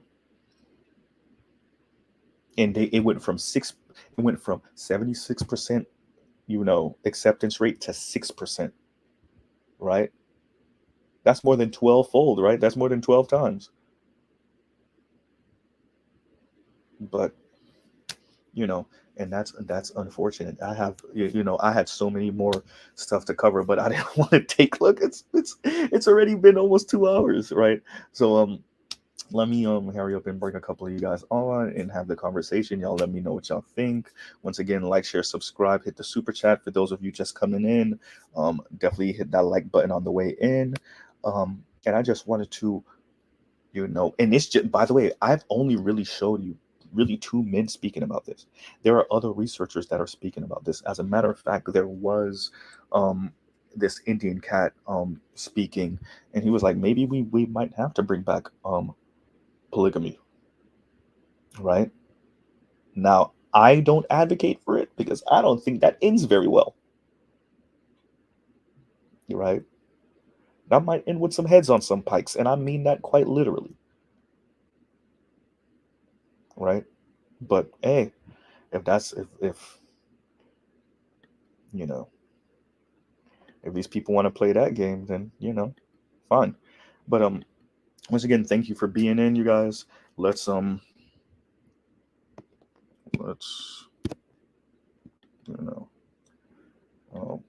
put that in there. That's the link for you guys. Anybody want to come up, have the convo? I'm not trying to be here too long. Got tacos. You already know.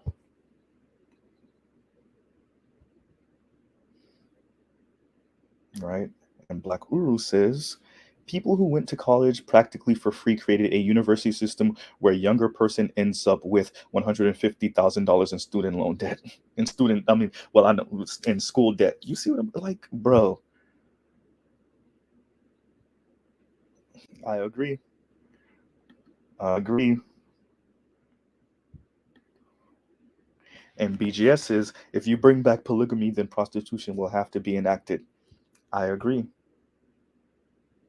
And maybe the system in America or in the Western world is atrophying to such a degree, that we're kind of playing with a lot of old customs. I mean, from Yanis Varoufakis talking about techno-feudalism to us speaking about polygamy. I mean, maybe monogamy was for like a particular window in time, right? And so you needed a man to have a woman to incentivize him to produce in a particular way. And now that maybe we're not living in that time anymore, maybe that's why we're here now, right? Maybe that's why we're here now. What's going on, AB? Hey, what's going on, Mr. Z? What's up with you? It's just the truth that men are struggling and men aren't getting married anymore and don't give a shit. That's the other part. Just to get a little political, it comes back to this actually. You familiar with Harvey Your World? Harvey Your World? No. Go ahead. But he's kind of a sometimes he vouches for the Democrats, but even he came out and said, I'm staying home. But listen to how he said it, though. I'm staying home. I'm going to cook some chicken and jerk off to some porn. He said, I'm joking, but I'm not joking. I was like, dang. And he's not a usually do the cuts, but even he called Stacey Abrams a bitch. I was like, damn, I didn't know it was this bad. Wow. I didn't know it was that. I was like, I knew the Democrats were trouble. I didn't know it was this bad. This is not a dude that usually he's one of the guys like we have to vote for the Democrats, but nah, even he's like, nah, I'm done. I'm out. What's going on, JX? Go ahead. No, you're not sure. That's good. Can you hear me? Yeah. Oh yeah. No, my bad, bro. I just want to make sure I like my channel. I just want to make sure. No, I'm a white supremacist troll. Right, bro. You never know because, bro. I'm just now getting some real steam with my channel. I don't want to wake up and then be like, "You've been." Well, I'm gonna get a freaking copyright because I was sharing stuff, but it's not. It's them FD signifier trolls. They right. They're drunk off that rosé pill, as Edward will call it. For real. It should be fine. I shared a couple of debates. I didn't see anything. I Oh, went word? back and checked. Yeah, yeah, man. It's I didn't. I yeah. went back and checked. I did a couple. I did a couple of debates in a row. I did Stacey Abrams and Herschel Mhm. Walker's debate. But And, better you could jump in whenever you want, bro. But go ahead. I'm sorry. Okay. Yeah. I don't know. I No, was we just just freestyling here. Go ahead. no, I got you. I was just gonna come up and say like, one, I'm glad that people are finally saying what I've been saying for years: intersectionality is some BS. Say that. Yes. That, you know, just because there's a white male patriarchy, the fact that you're also a man and you're black doesn't mean that you're insulated at all. Like it's just another vector of attack on you. Honestly, I think the whole intersectionality and the more boxes you tick off, the more oppressed you are is kind of absurd to begin with. Because of our walks of life, any discrimination will naturally look different, like black man, black woman, black whatever, you know, but oppression, wrong is wrong, basically. Like trying to quantify it is you getting into a pointless rat race that just serves to further fracture and get people who are truly oppressed fighting themselves versus the oppressor. I think the problem is that we, and not even we, I think these people they're so looking up that they've associated all men with hegemonic men, with the grapers and pillagers of the planet.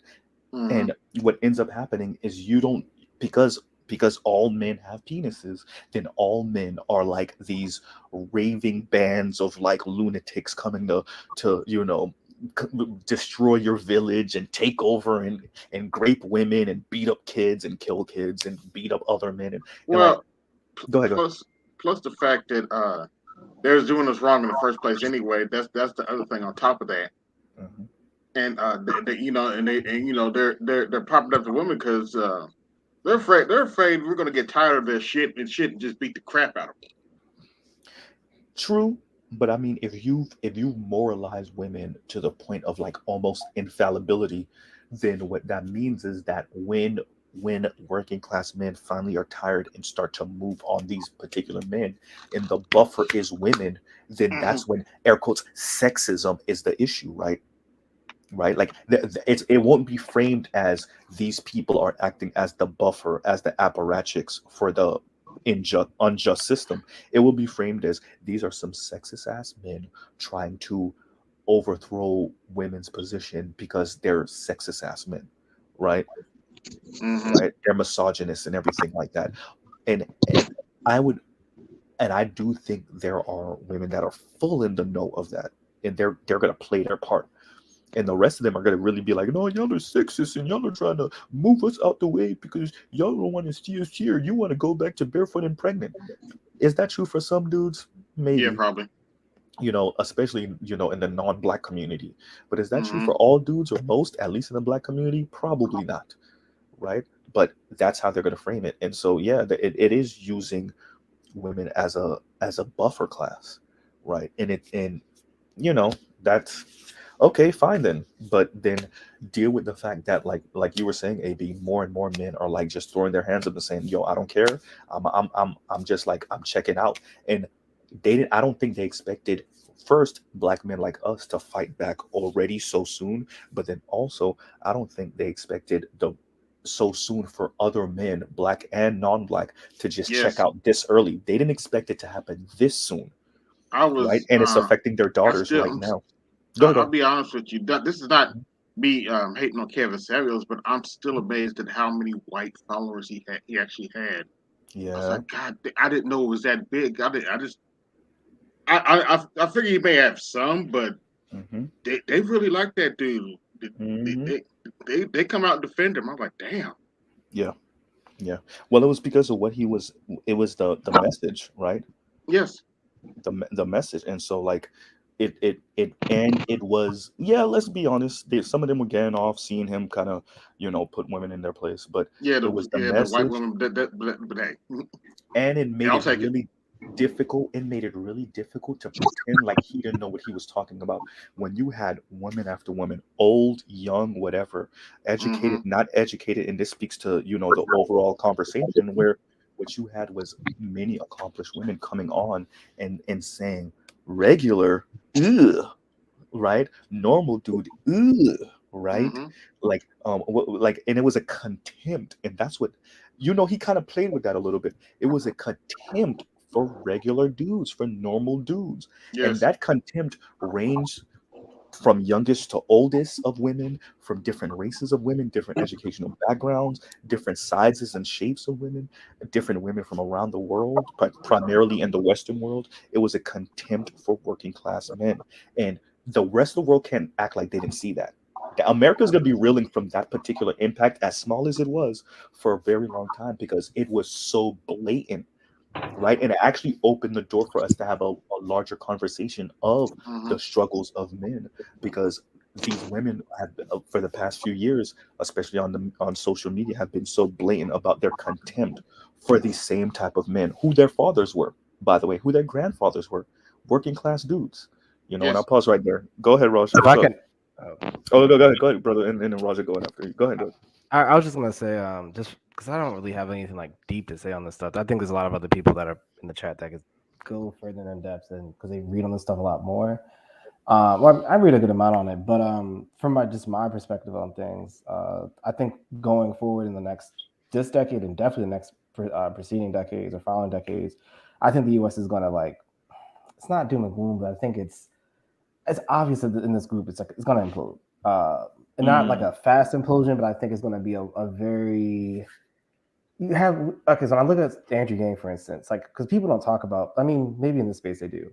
They don't look at the fact that he spent a lot of his pre-presidential years going to the South, going to the Midwest, talking about entrepreneurship over and over and over. What was Robert Kiyosaki? Because barbecue, I don't really follow him like that, but I just saw him do his little rounds with Valuetainment and a little bit with Fresh and Fit. And what was he talking about? Entrepreneurship. That right side that people don't really fuck with, that Republican side, that DeSantis camp, maybe not DeSantis, but how Republicans, they're emphasizing, at least I hear people. Jax, give me 1 second. BGS, give me 1 second. Once Jax is done, I'm gonna bring you up. BGS is in the background. So yeah. Just to finish my point, just saying they raise these boys to be fucking weak. I think this country sooner rather than later, it's kind of obvious, is going to realize they need their men, and they're realizing it now. It's just this stuff is not really functional. It's just funny when I see it, because I'm like, what the fuck? You really didn't have to do this. It's very stupid nigga behavior. It's are y'all retarded? It just, I'm gonna be honest, as someone in my 20s, I really look at this this is most ass backward shit. And as far as the women part of it, I think with a lot of them, not all of them are bad, but it's a lot of it's just delusional, and it is, and everything is very global. So people do see this stuff. I don't think, I think for a lot of Americans that are really on this bullshit, male or female, whether it's dating and the attitudes, I think a lot of Americans have, when they leave, if they have to leave this country, which probably chances are pretty high they will, they're gonna struggle, because I'm the world is not on this goofy shit they put us on, millennials and Gen Z and even Xers. They don't move like that, dude. They actually play to win. They're not playing just to have their ego in the game. True indeed. Hey, if this is what these people want, then deal with the consequences. I'm gonna just keep on saying that. This is what y'all want. Then if men decide to sit on their hands, so be it. But thanks, JX, bro. Is that all you got? Or you want to say any final no, words? I mean, there's other people. I mean, did you need me to jump off, or do you have extra space? No, I do not. I did not. Damn, you don't have I'm gonna say something and jump off. I'm gonna jump off anyway. Okay. So yeah, I ain't finna be alone. So don't worry about it. I'm gonna give way to the master teacher in the back. As soon as I heard you say that, okay. Yep. But now he really got an entrance coming, right? He really gonna have an entrance. Go ahead. Yeah. Well, I'm just gonna say real quickly. I like to look at the bright side of stuff. Everything is cool, as long as the men play their cards right at the end of the day. Because when it comes down to it, the internet is pushing women to basically go after the same guys. You know what I'm saying? I've heard the stats on how the women are approaching the men on the internet. Now, as a person who's I've literally never went on a dating website and opened up a profile. I never have. I'm pretty sure I'm gonna die before I do so. Now, I'm just keeping it real. I know you be. And with You're all not the this, only one. You're not the only one. I ain't been on no dating website. You're good. Go ahead. yeah. And then the thing is, with the stuff I hear about the dating websites, I'm just a realistic person. I like to think in probabilities. If the probability is the women gonna go after certain specific dudes, then you got to be that dude. Mm-hmm. Why would I go where the women are concentrated on a small group of people when I can meet as many as I want when I'm out in the streets and when I'm out and about? Now, I know for some men, they think they're going to meet a different caliber of woman on the internet. The same hoes on the streets, the same hoes on the internet. You see what I'm saying? So it's funny because it's true. Unless you're going to pay some exorbitant fee to go to something that's extremely exclusive, you're getting the same hoes at the end of the day. You know what I'm saying? So if it's easier to shoot fish in the street than it is to shoot at the fish on the internet, then there's no point for me to be on the internet, because why would I go there? It's a waste of time. You know what I'm saying? If I only got 6 bullets, I want to try to get 4 kills. You see what I'm saying? But if I'm in the street, I might get 4 kills. But if I'm on the internet, it sounds like I might get half a kill, maybe. You know what I'm saying? Based on how the numbers operate. You know, I'm saying not that these are real ratio. I'm just saying based on all the information we get about how it's a little hard on the internet. So what's the point? I don't go to lose. I go to win. You know? So I think guys have to figure out, go to what works for you. If this internet dating thing don't work for most men, get off the computer. Yeah. Talk to the women in the street. You know what I'm saying? Learn to approach. You know, some things, change over time, but there's some things that stay consistent. At the end of the day, you have to be able to approach women. You have to be able to you know what I'm saying, sustain their attention in some kind of way. It's nice if you're the tallest guy in the room. It's nice if you're the best looking guy in the room, but you can't depend upon that. And then when you go to the internet, the chance that you are the tallest guy or the best looking guy or the guy with the most money or whatever advantage you think a woman wants on a man, chances are you're not him. And just here's what it is. You're probably not that guy. Yeah. You know what I'm saying? And you just don't know who's going to be on the internet and who these women can meet at the end of the day. And just be realistic. What are women going to do? Will they blow 20 to 30 years trying to say they had a date with a guy who's a multimillionaire? Sure they will. They stupid. No, they will. Exactly.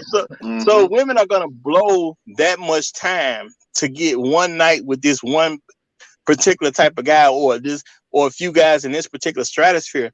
Why would I talk to a bunch of women who are that stupid that they're going to waste the best years of their life chasing the ideal of a man on the internet? And sometimes as men, we just got to stop approaching stupid people. And honestly, how can I easily find stupid women? I'll go make a dating profile. Shout out to and I'll leave it at that. That's a good exit. Let me say this before we bring BGS in. Thanks, Ross, for that. That was go on the internet if you want to meet stupid women, or stupider women. Constructive Consultant said #starve the market. Shout out to Constructive Consultant. Everyone, the master teacher, Mr. Lightsaber himself. We're just gonna call him a lightsaber. He's just a walking lightsaber. Help us. Right? BGSM. Okay. Wait, I mean, I don't want to jump anybody's turn, man. No. Go ahead. You and Black Guru, so it's boomer. Y'all done invaded. Y'all done took all our money. Now y'all taking our space and time. Go ahead. Well, really, we didn't take. Really, the reason. It's not y'all. Really, what it really happened, and people keep peeping, it's like somebody took shit, right? What it really was is in '96, from '92 to '96, they wanted more pull women off of welfare. Okay, and the only way to pull them off of welfare and not pay for them is they took 2 directions, right? Increase child support, which is not enough, and then the second thing is push them into preferred job programs, and guess what? Preferred education. Yeah. When I was going to school, I'm a boomer. When I was going to school in the 70s and 80s, okay, only 10%, 10 to 12% of your high school population made it to a 4-year college, right? They increased it to 60. The only way to pay for that is increase the cost.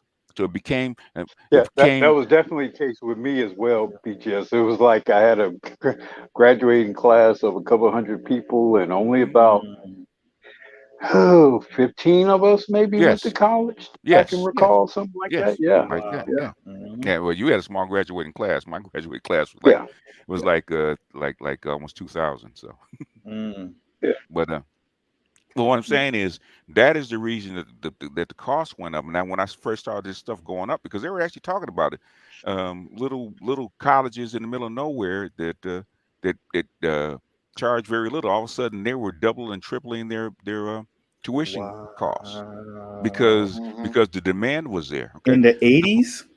No, this was in the 90s when they started doing it right after Bill Clinton. No, in the 80s it was, and basically California, most states, man, even California actually paid for your tuition. In other words, you had all these millions of people actually paying for this top 10% that should go to college. Okay.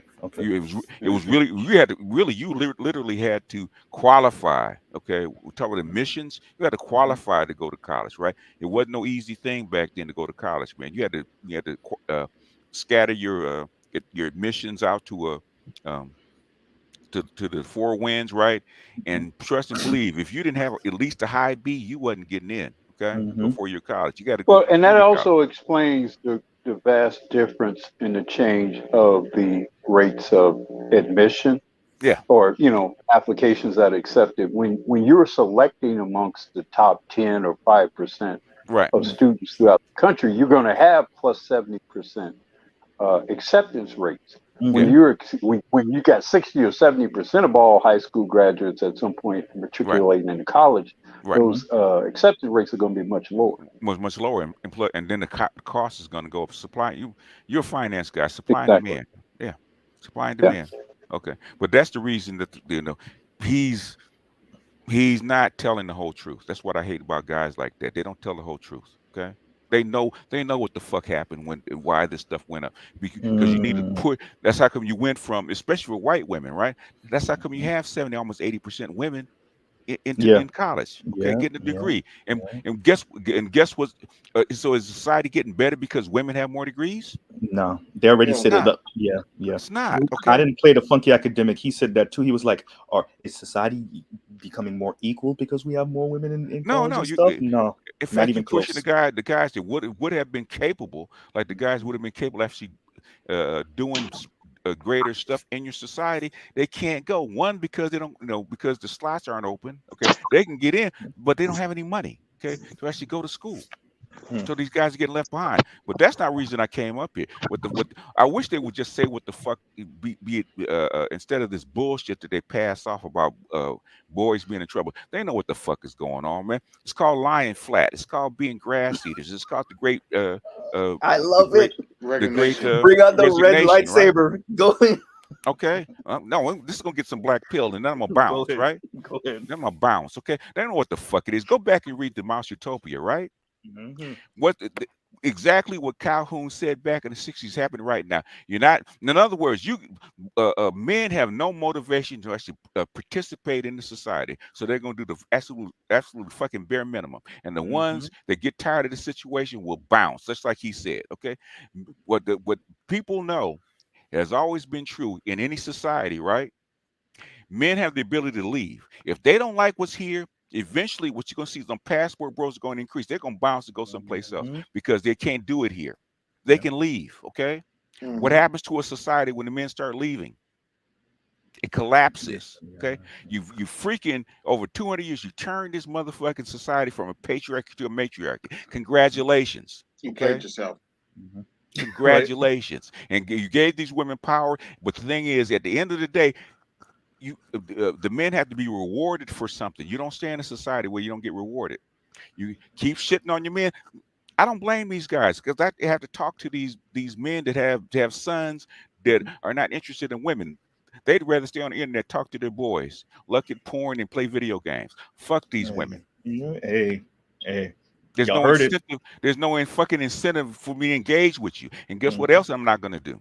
I'm not going to get married. I'm not going to have kids, and I'm going to keep my expenses low, right? A man can survive on just enough. Get him a studio apartment that's low rent. Give him give him 40 hours a week and give him the rest of the time to hang out with his boys on the internet or wherever, right? He don't need no family. He don't need to be like Uru that needs to make all this money because he needs to raise a wife and kids and have his kids go on and be better than him, right? He don't have all that. He has no incentive to actually applying himself into society. Yeah. It's no, it's that simple. Yeah, I And mean, the if thing- a younger version of me would be living very different. It would be very different, right? I mean, you know, when a man has a child, his outlook and his work ethic changes because it's not about him no more. Okay. Yeah.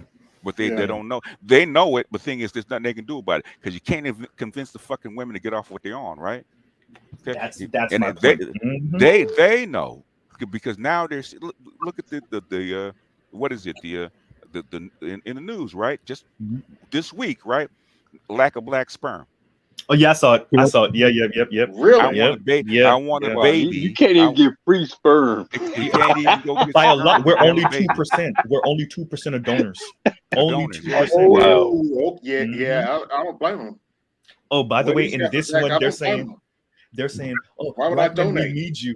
you need us for the sperm, but not to raise the kid. Yeah. And God, how long can you tell men that or boys that when they get the message? You don't need us, okay? You don't even want us. You know, either one or two things. I'm gonna withdraw, sit on my hands, and go do something else, or I'm gonna bounce. Okay. Yep.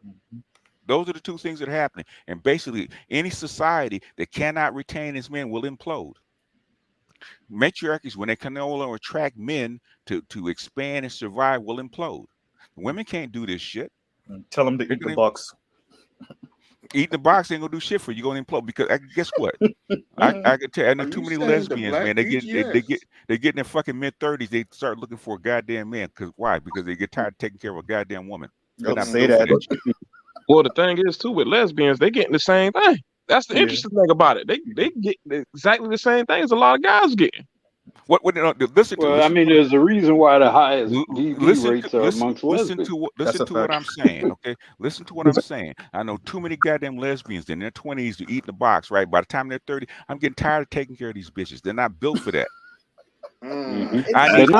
I need to find me a man and make a deal. Yeah.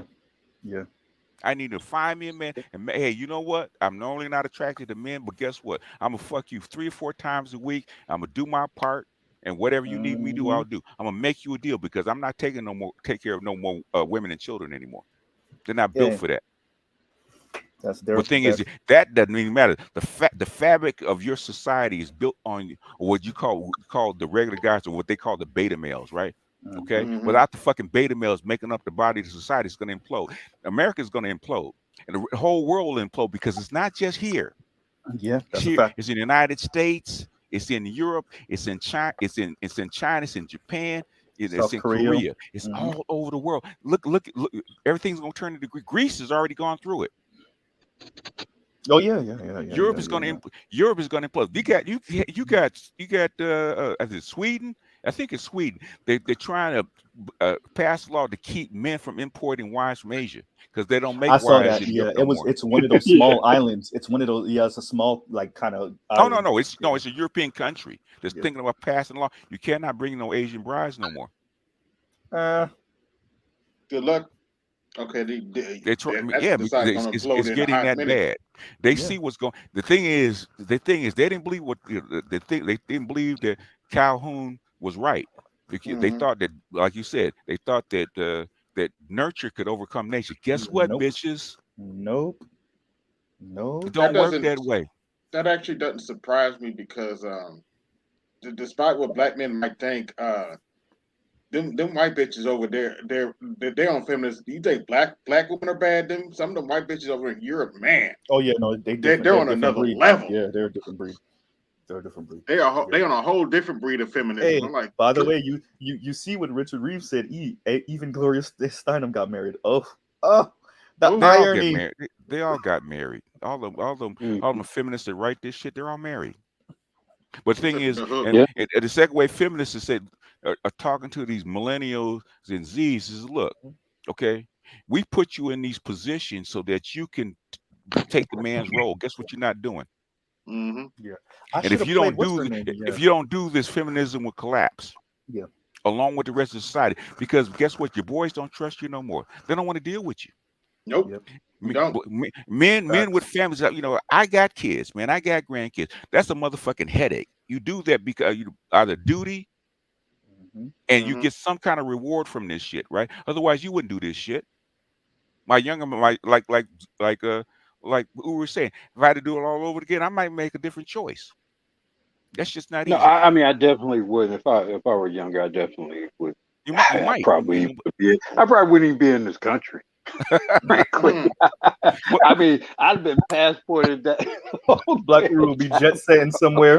The thing is, I'm saying is that they've run out of excuses and motivations to get these boys to actually participate in the society. Participate for what? For debt, for taxes, for chicks I can't get, for family that I can't make. For chicks who don't respect me. Or the ones I get, they're gonna leave me. They're gonna cheat on me. They're gonna take my kids away from me. I mean, what is it? Treat me like I don't prefer. Treat me like a pack mule. Yeah. Really? No, they're not in for that. You socialize the boys in a certain manner, right? As a husband, Uru was actually taught to be a husband. Okay. He followed his socialization. He found a wife that followed her socialization. That's why it works. Okay. If you erase that, guess what? Eventually, boys gonna make a choice. I'm not signing up for all that bullshit. That's what I told Dr. Thunder, right? Okay. He said that, okay, if you get married and your wife starts having sex with you, okay, and you should stay for the children out of duty, right? I said, that's what you believe. He said, yeah, no matter what, right? So are you going to say, when you counsel these boys before they get married, you're going to tell them that no matter what, you got to stay married? Your wife, after 5 years, may stop having sex with you. You have to spend the next 20 sexless? Yeah, no. Are you going to tell them that before they get married? Not after, but before. He said, no. And are you also going to tell them a significant percentage of those women are going to be having sex with some other man? That part too. Well, they're likely somebody they're in the workplace with. Well, the thing is, are you going to tell them that part too? Okay, and I know because we've been around the block, Uru. Okay. Yeah. If a chick tells us up front what the fuck she's doing, she gets put in a different category. Yeah. You're not girlfriend. Yeah, you're there for sex because you got other guys. So when you come asking for a favor or money and stuff like that, hey baby, why don't you call the next guy? I'm busy. Yeah. But by the way, guy, he's a mechanic. Get the guy who's a mechanic. He work on your car. Yeah, he's fine. You can say that. You got the other guy who's a mechanic. He can fix your car for free. You can fix your car. The guy fix your house. Call him. Yeah. Plumbing. Yeah. Yeah. Well, let me play this. No. Yeah, I might love you, baby, but guess what? You love 3 other guys. Okay. Let me play this real quick, BGS, because this speaks. You've seen the clip. As a matter of fact, I got the clip from you and Arda Immore. So let me play this for everybody else who might not have never seen this before. Then this is going to what BGS was speaking about, you guys. So let me get that up. Wait 1 second, and here we go. BGS already know. He's the one who put me onto it. Here we go, everyone. Wait a minute. Oh, goddamn. Did I play the thing right? I went to the wrong thing. Oh, now I'm clicked off. Wait a minute. I might have to go back. Okay, I gotta go back to my I clicked the wrong thing. Yeah, I messed up. Y'all go ahead and talk. Let me get this together. What I'm saying, man, and I don't know, we might feel the same thing. Man, I'm getting too fucking old, man, to go through this bullshit, man, and dance around with these maybes and rejections and opinions. No, motherfucker, let me tell you exactly what it is. Because I talked to my Wally last night. I ain't got time to dance around. Give me the bullet points. What's your point? And this is what the facts are. Can you prove them or disprove them? Well, in my opinion, I don't give a fuck what your opinion is. Okay? I care about facts. The facts is, that's why I put that video out, right? The facts is that for the black community to survive, women are gonna have to do something now, not talk, not get to know each other, not understand each other. You're gonna have to put some goddamn wood on the table, all right? If you don't do that, then forget it. Go do something else. All right, guys. Let me. I got it this time. I won't press anything after I press play. Okay, I got to read her book too. I haven't read her book. So. Anne-Marie, yeah, she killed it. I read the other two, but I haven't read hers. But she's saying the same thing. Here we go, everybody. I got a 1.25 speed because BGS gets temperamental when you play it at 1.5. Which you can skip closer to the end when she actually says it. Yeah. Let's if try you want it. to cut it short. Okay, I'm gonna skip around. Let's see. Also, we were talking downstairs. Yeah, it's like CEOs have full-time caregivers Oh yeah, at home. let's try right here. Let's That try again, right is here. just that's just the pendulum swinging back, and we do need it. We've gotten All right. way out of whack. Men and masculinity. Yeah. So this is a new book, right? This is what I'm writing about in my book, and as the sister of two brothers and the mother of two sons, particularly as the mother of two sons, I think about this a lot. And this goes exactly to truth and lies, because as feminist women, we want to be equal. But if you say to us, yeah, but you know what? Male CEOs have full-time caregivers at home. Find me a male CEO who has a family, who has a wife or a partner who is not the lead caregiver. I defy you to find me that person.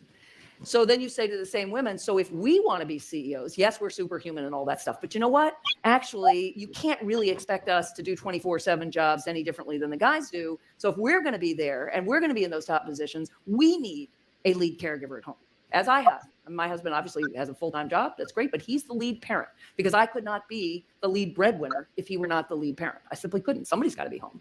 I mean, even at 15 and 7, actually, particularly at 15 and 17, somebody has to be home. Yeah, right. As we discovered, we saw the Doll's House last night. We came home. Our 15-year-olds had been home alone. Somebody ought to be home. So the place was trash. A bit. Pizza boxes. We won't go there. So then you say, okay, so you want to be the CEO or the president of the university or the surgeon or the scientist, whatever. You've got to marry somebody who is willing to support you in the homework, the family work, in the way he's going to support you. Believe me, you're not going to be able to do what you want to do without him, but that's probably what you're going to have to do. And maybe you'll trade off, but he's going to have to do that part of the time. And at that point, many women get off the bus. They don't want to marry a guy like that. They don't think a guy like that is masculine. Indeed, the guys who do that, I know I'm in Brooklyn, and Brooklyn is the home of, Brooklyn gives the lie to all this. There are more stay-at-home dads here than probably anywhere else in the U.S., or work-from-home dads, or lead caregiver dads, or however you want to put it. But in most places in the U.S., those dads report that the women they engage with on the on the playground think they're a little odd. Do not think of them as a model of masculinity. We can't have it both ways, right? Just as I was told growing up, don't be too smart. Don't be too smart around a guy. He won't want you. Well, right, that vision of femininity had to change. It had to change. Guys had to think that women who were powerful and smart and competitive were attractive, because otherwise we couldn't do it. Well, you know what? We have to think that a guy who puts his family first, that a guy who says, no, I want to be the lead parent. I'm going to defer a promotion. I'm not going to be the most powerful guy out there. We have to say, you are a masculine, valued, wonderful man. And if we can't get there, we are not going to make this kind of change, because we've gotten as far as we can get without doing that. We've got 15% of unbelievable super women who get really lucky, right? Or who have a lot of money, or who are just really independent, who manage to make it work, but we're not going to get further than that. And so what me and BGS are saying is validated by this white woman. Yeah, they said that 10 years ago. You see what I'm saying? Like, and there you go. In other words, she's saying I'm independent, only go so far. And basically, they're not doing it. And guess what? The young boys are not signing up for this contract. No. Even the white boys are checking out. I was like, okay, it's like, we're in trouble. The black boys have been checked out. Okay, the white boys are following. Look at that. What is it? 70% of high school, college graduates are white women. Yeah. That's been that way since the 80s for black men. They're just catching up to us. I mean, if you want to see a good example. I was just gonna say, if you want to see an example of like the white men checking out, I'm sure y'all both have, BGS and Z. I'm sure y'all seen it. Look at Fresh and Fit and that Sneako crowd. That whole legion of dudes that follows that. If you were to, I'm guaranteed, if you go to ask those dudes in real life, not the content creators, but they're following. Yeah. Well, like, what do? Most of those dudes, when I've seen them off the internet, like I see them in the Twitter space, They're usually did a year, maybe 2 in college, and they're all self-made, kind of like e-commerce on through Shopify, or they did like trading. Most of those dudes are very adamant, like, fuck going to college. That's some bitch shit. I'm not dealing with this stuff. They look very down upon master degree students, like that PhD crowd. As I said before, you have a whole the Z generation. It's not hard to compete. It's just as long as you show up. Like I'd say that to Smitty this week. I was like, dude, if you just show the fuck up and you do the work and you're not weird, they're gonna pay you. Like you just as long as you're not really strange in this workforce. I work with people who are a lot older than me and are surprised that I'm 26 doing what I do. It's just I realized that the competition is gone because I'm like, you pretty much have a whole generation of millennial and Z. It's just like Have for the fun, don't US get them girls especially. pregnant. Well, you are my children. Okay, I look at this stuff every day. I'm dealing with this stuff as far as parenting and trying to convince them to parent the right way and care. Okay, they're disconnected. Like, share, subscribe, hit the super chat, you guys. Honestly, I think the victory has defeated the. I know Mike says all the time, but I've said this to other people privately. Like the victory has defeated the U.S. I don't think they're. I was just talking to a Chinese girl. We're doing a hackathon this week. It's like the second Chinese girl who's like, "Oh, I don't know anything about this stuff," and like I'm like, "Dude, you know a lot more than you put on." Very connected, and I've noticed that whenever I run into Chinese kids in tech in the U.S., they move in a pack. It's not just them. It's very network centric. When I talk to these American kids about crypto, because I've been telling people, I'm like, you need to, you don't have to do it, but you should consider investing in some of the stuff over the blockchain space, that crypto space.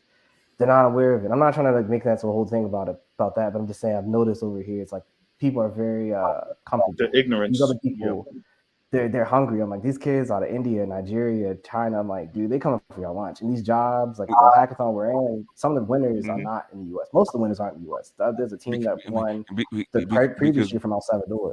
Because we stopped, because they're trained starting at it's a whole nation. Okay, go back and read what is it called? The World is Flat. Okay. Yeah, I read the book you're talking about. Yeah. Did you read it? I read that when I was a kid. I told you that on the street. I read that. Read that it was again. Kind of got me started in this. Read it again.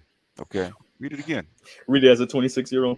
Read it as a 26-year-old. That's what you're seeing. Okay. It was the thing is, and this is what I'm trying to tell about the black community and this bullshit about alpha your ways to it. You can't. Okay.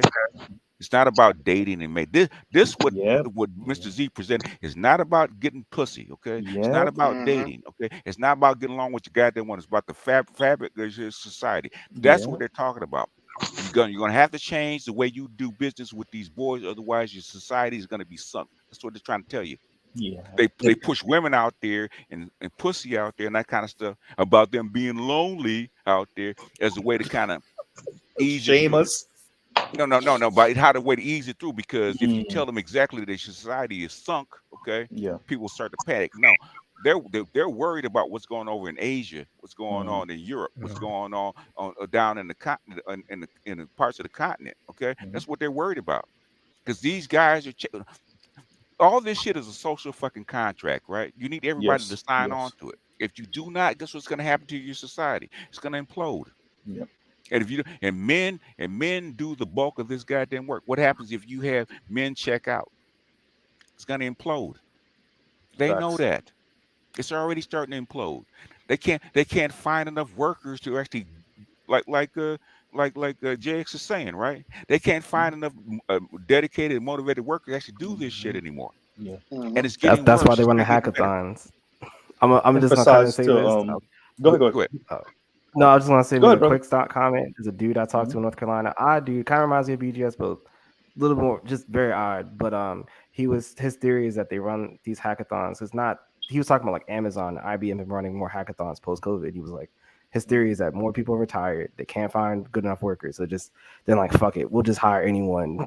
Like we'll sponsor you to come to the U.S. to do this stuff. Like we need someone to do it. Let me read this real quick, you guys. Yeah, until their country needs, because it's only so long that you can brain drain from other places. Shuffle the chairs on the Titanic. And what's happening now is reason that they're saying all this shit is because guess what? Those other countries actually elevating the opportunities are actually elsewhere. So you actually trained all these kids to go back to where they were. They're leaving and going back. Yep. And becoming your competition. And becoming your bosses across the water. What happens when you start dividing up the world and breaking it up? Well, hey, let me get these out real quick. Teddy, KGB, thank you very much. KGB hysterical. Thank you, gentlemen. Thank you. And Mr. Me Too, thank you. And he says, salute Mr. Z, the Black Manosphere Show of the Week. TBMSTW, keep it up, fellas, and thank you for the word. Thank you, sir. Let's get us to 100 likes, before I get out of here. But the thing is, man, you know what? At this point, man, stuff is getting to be exhausting because I keep hearing the same bullshit over and over again. You're trying to use 19th century tactics for 21st century. That shit don't work no more. Okay. Yeah. Well, you saw when Black Uru put in the comments, he was like, pretty much, Richard Reeves threw us under the bus, and I was like, yeah, he had to throw us under the bus a little bit. The bus caught a little arm, maybe your foot, right? Because if you got to verbally abuse men a little bit, they wouldn't. He's telling the truth though. If they had tended to what they were supposed to tend to and addressed the boys' need, there would not be a manosphere.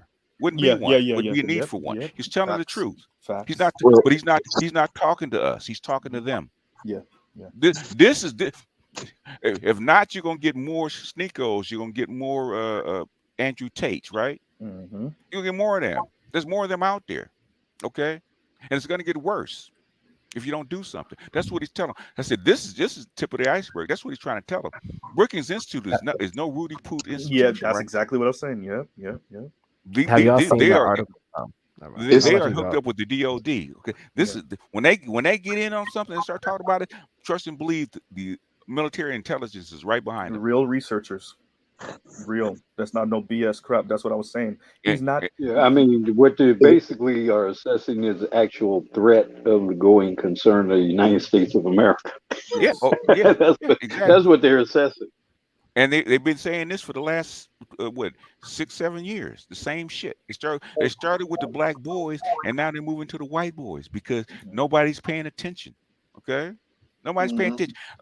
When I say the math ain't math, you cannot keep dumping resources into females and not and neglecting your males and expect 40 years later for them to actually be these kick-ass males. Don't work that way. Doesn't work that way in any country. Then they know that. So stop. If this is what you want a gynocracy, want a national gynocracy, not just a black one, a national gynocracy. Fine, just say that. Leave us the fuck alone. Stop downing us. I second that. You want kick-ass girls, you want them to lead, give them all the goddamn positions. Give them all the position CEOs. Let them run the corporations. That's what you want. Let them do it.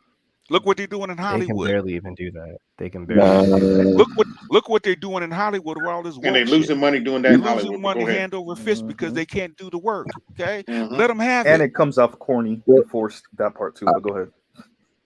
I'll just say the black women, let them run this shit. Stop talking and run it. Shut the fuck up and run it. Go ahead. I was just gonna say, you see what happened in 3 weeks in England? Oh yeah, with what's her face? Trust. Hold on. Right, that was the Queen's pick. Okay. That was the Queen's pick. Okay, she is not qualified to do this goddamn job, especially in this under this kind of pressure, right? She ain't qualified. And I know once the Queen died, she was next. She was out. Yeah. So her 45 days. Yeah, she was fired. That was not a resignation. As soon as the Queen died, she was gonna get fired. Because guess what? I was waiting to see what Prince Charles was gonna do, right? Yep. Yeah. What kind? Are you gonna follow your mother's policies? Or are you gonna be your own man? He's gonna be his own man. Get this bitch out of here. Look, there are things that Charles has probably want to change for 30 or 40 years. Right. Long time. Yep. You know, he probably it's probably a whole lot of things going to change in that country. But that colored guy that they say is not British, he's your next prime minister because he has to be their Barack Obama. right now. Oh, you mean the one that was the mayor of London a little while ago? Rishi, what You is mean his name? Rishi? They're ready for Yeah, Rishi, nigga. He is Britain's UK's Barack Obama right now. He needs to go there and make a deal with the rest of the world, because right now the West, they don't you got 6 billion people that don't like you. Maybe damn near 7 billion people that don't like you. They don't want to do business with you anymore. They need a Barack Obama. Just like Barack Obama had to be a black president for the United States, because after the mortgage crisis, he had billions of people that didn't like you. We don't want another white guy as president because you guys are fuck ups. Well, how about the black guy? At least that's different. Give me him. Rishi's going to be the president because UK has fucked up. Okay, they have fucked this shit. You know, they have messed this situation up. Okay. Red lightsaber on in a while, so red I'm just saying. He's going to be he has to be your next prime minister. You can't bring back Boris Johnson. No. Yeah, I just heard that they're not going to bring back Boris Johnson. You can't bring him back Boris Johnson, and that, you know, that woman, that young lady, okay, who is must be kin to Kamala Harris, because it's how badly can you screw something up in 45 days? Come on, baby, you're not qualified for this. Well, because she didn't she come in with the corporate plans? Go ahead. So didn't what? she come in with the corporate corporate plans and started slashing taxes and shit? Yeah, the taxes. You have the pound collapsing. Yep. You have people that may freeze to death during the wintertime. You're financing a freaking war that's spending billions of dollars in Ukraine. You want to slash taxes and actually take money out of the poor's mouth. That's not going to go over very well. That's exactly what she tried to do. That's not going to go over very even the well. business sector's like, not like, are you fucking? Because you're gonna have riots. You don't want to be like France, would have riots in the streets. Okay, UK don't work that way. Okay, so I know. I said I know that's the Queen's pick, and I'm only gonna say this here because you guys asked. Okay, so you won't hear this again. So if you want to hear more, please hit the Cash App, right? Because otherwise, I don't have a reason to actually risk my sanity to actually say shit like this. You won't hear this anyplace else. Okay. Hey, y'all want more red lightsaber talk? But you know, I didn't mean chase Uber off. I don't know if y'all checked it out. This is you can go, BJS. Yeah. No, go ahead. No, I was gonna say because you were saying that like a few minutes ago, you were saying something about the black community and all that jazz about just like it changing, and I want to highlight how it's not really gonna change. You have I found this late, the Killer Mike article titled "This rapper is more politically dangerous than Kanye West." And I heard. Why do you think that is? Because he's talking. They're trying to call this man a coon, and I think it's the most delusional shit I've ever heard. I'm like, Killer Mike is not a coon, dude. Why you think that is? Because guess who he's he's low key representing? Yeah. What's his name? No. Are you talking about representing the black man? That's the black manosphere. Yeah. Yes. Those are our talking points. Okay. He's tapped in. But the thing is, they can't shoot us directly, can they? Nope. Symbolic. It's symbolic. But thing is, guess what it lets you know? It lets you know they're listening, aren't they? Yeah. Oh yeah. The black manosphere that you said is not doing shit for you or effective. Guess what? Guess what, bitches? Guess what, bitches? All that shit you've been talking for the last 5 years. Guess what, bitches? You're here. Now what? Shut the fuck up. Get in line. Let's do the goddamn work, right? Instead of all this fist fighting and all this worried about who's gonna fuck you next. Let's do something for a goddamn change. Go ahead, man. Let me give my thank yous first to Oliver the Grave for the super chat, and to Louis Conyer. Thank you very much for the Cash App. Louis Conyer sent that like forever ago, right? Thank you very much. And we're gonna continue. Hey, y'all see, we just getting annoyed. Like I'm getting annoyed too. But like we said, so we're actually getting to the policy part. For all the brothers, I understand some of the brothers came into the space to complain about the women, but for the rest of us that actually want to see policy change, that you might be on the cusp of that right now. So it's bigger than just the women. That's what we're trying to emphasize today. You get that video I sent you, BGS? Which one? The last one with Harvey and New World. I haven't seen that one yet. Oh man, you gotta watch that. He went off on the I Democrats. I was like, I will dang. I will watch. He's probably not saying anything different than I've already said, but I will watch. It falls in line with what you pretty much said. I was like, I didn't expect him to go off like that. I was like, whoa. And dating, man, you fucking basically the Yeah, they're in trouble. There's a red wave coming. basically the bar for dating is so low, it's ridiculous, man. If you do three things, right? If you're a guy, no matter what you look like, okay, where you are in the station, you do three things, right? To actually improve your dating, your dating chances, right? Three things for 6 months, right? Okay, get a goddamn gym membership. Go 3 times a week. Number one, okay.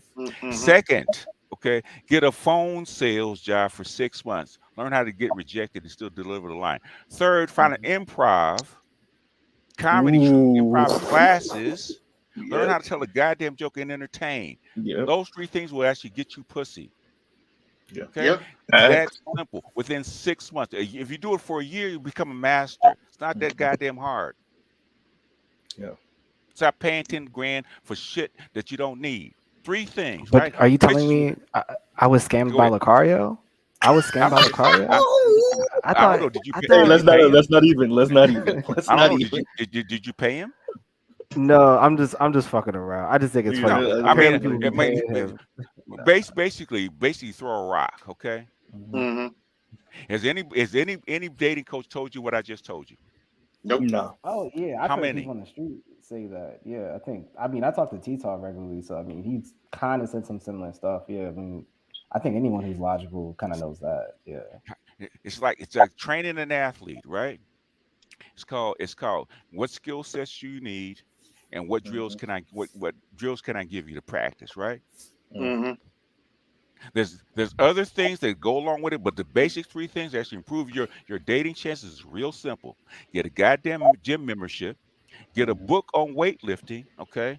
Don't just go in there and ask people. Get a book, preferably knotless, because the machines are mostly knotless machines, right?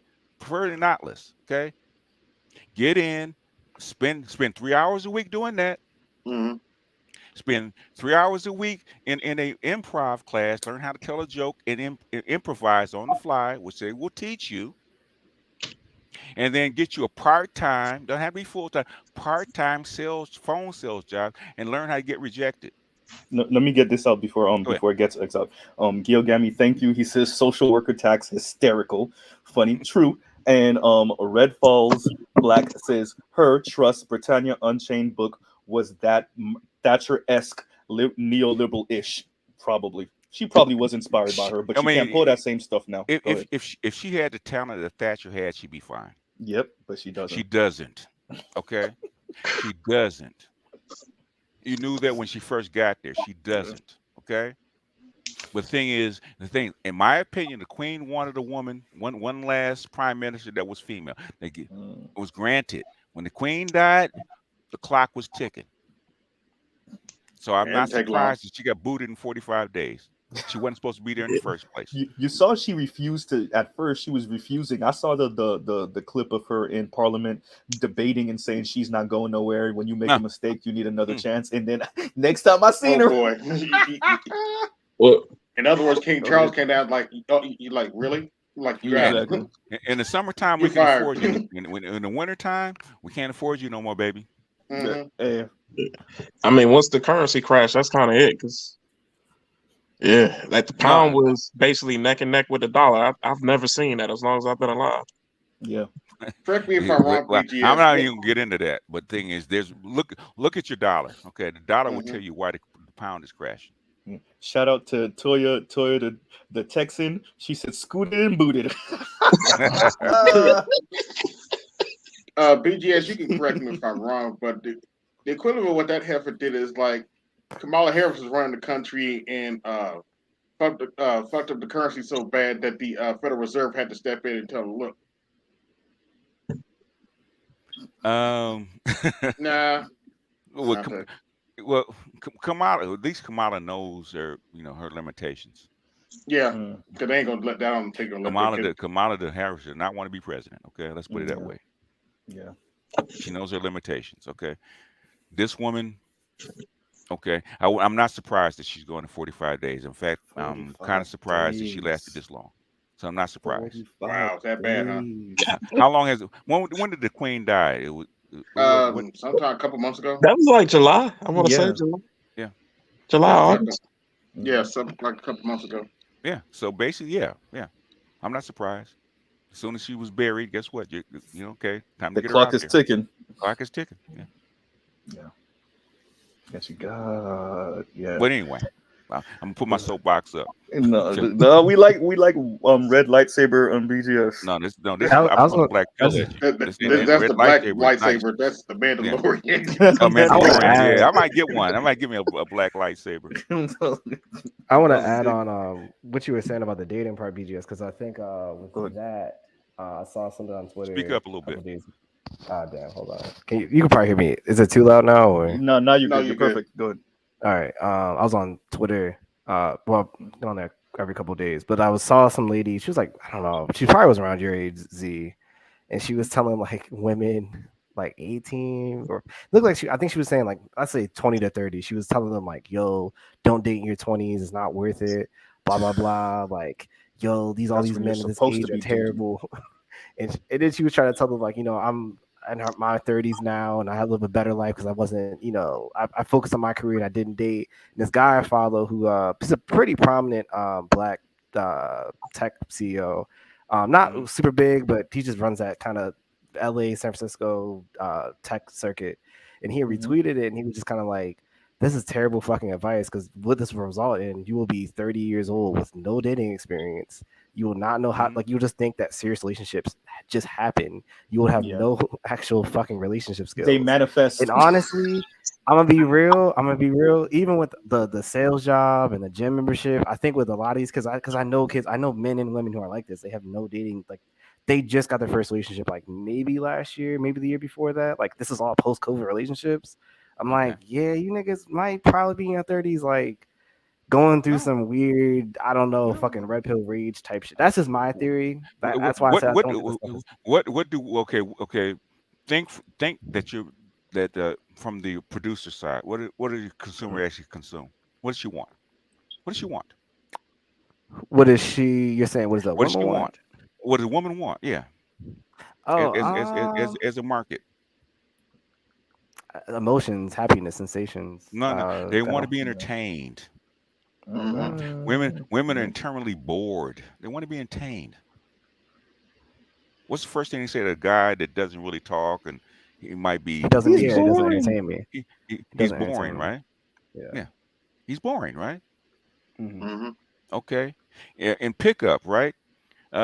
If you know anything about pickup, what's the hit rate in pickup? If you talk to 100 women, come up with how many? Get like 2 or 3, maybe 5, maybe 10%. 3 to 5%, right? Okay. 95. You got to get rejected how many times? A lot. Like you probably 95 out of 10. Yeah, 90. Yeah, 95 times, right? So what are guys afraid of?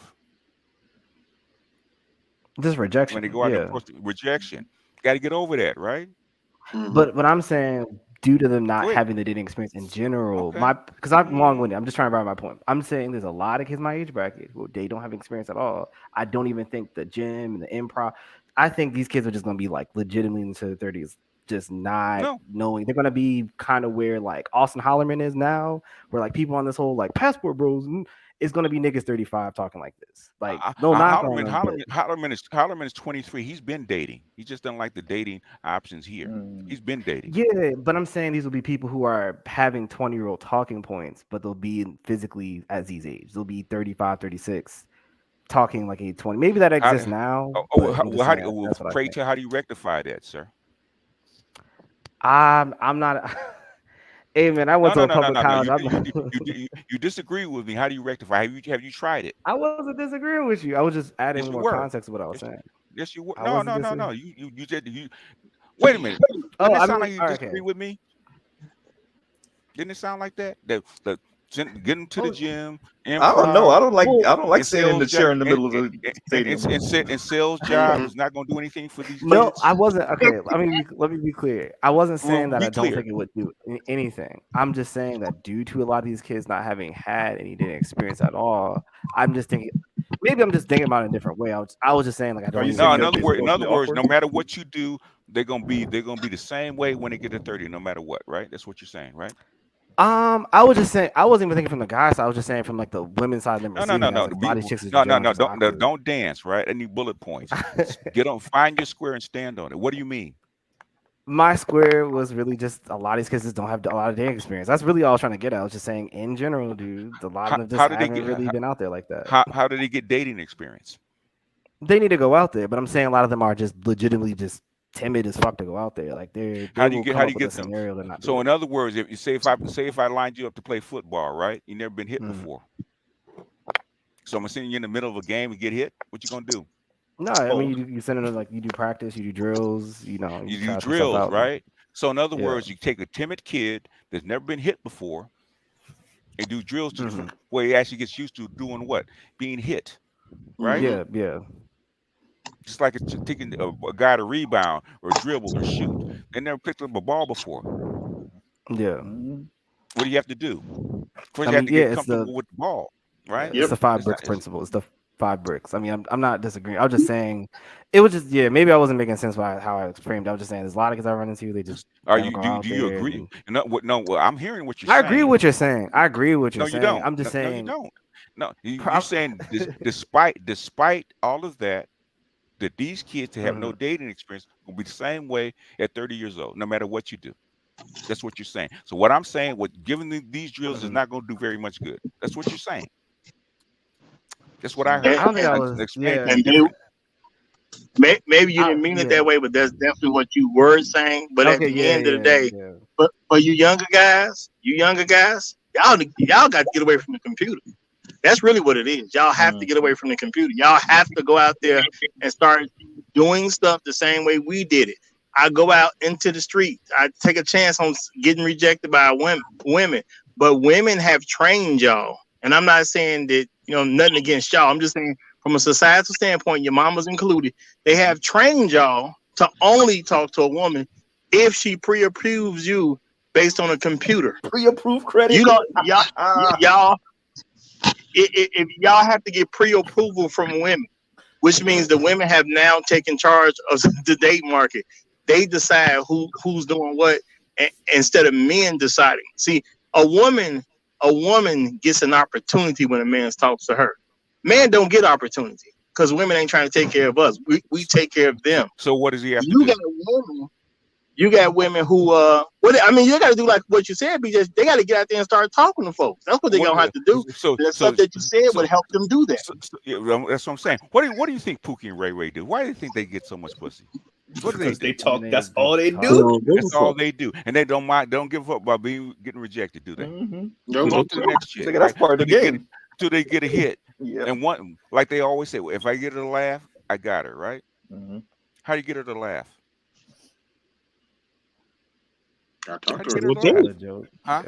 her a joke, right? Tell her a joke. Say something funny. Improvise on the spot. I think okay. I'll reframe this. I'll reframe how what kind of drills can I give a guy to learn that? You just did. I'm asking JX. Okay. What kind of to learn how to make a woman laugh? Yeah, I'm just saying. How to make her laugh and how to improvise on the spot. What's going to teach you? You need to go to like an improv or some type of acting class. It's probably they would probably send you an improv. Let me see if I can pull this up. I think all I was trying to say was I don't think they have to do all of that just to get ass. Because I just think as long as they're like relatively in shape, they'd be fine. That's all right, man. I think that was what the square I was trying to stand. I wasn't trying to be shifty. I think I was just trying to they may not have to do it that way, but they got to do it. What? Okay. In other words, you know why sometimes my kids don't like me to actually tutor them.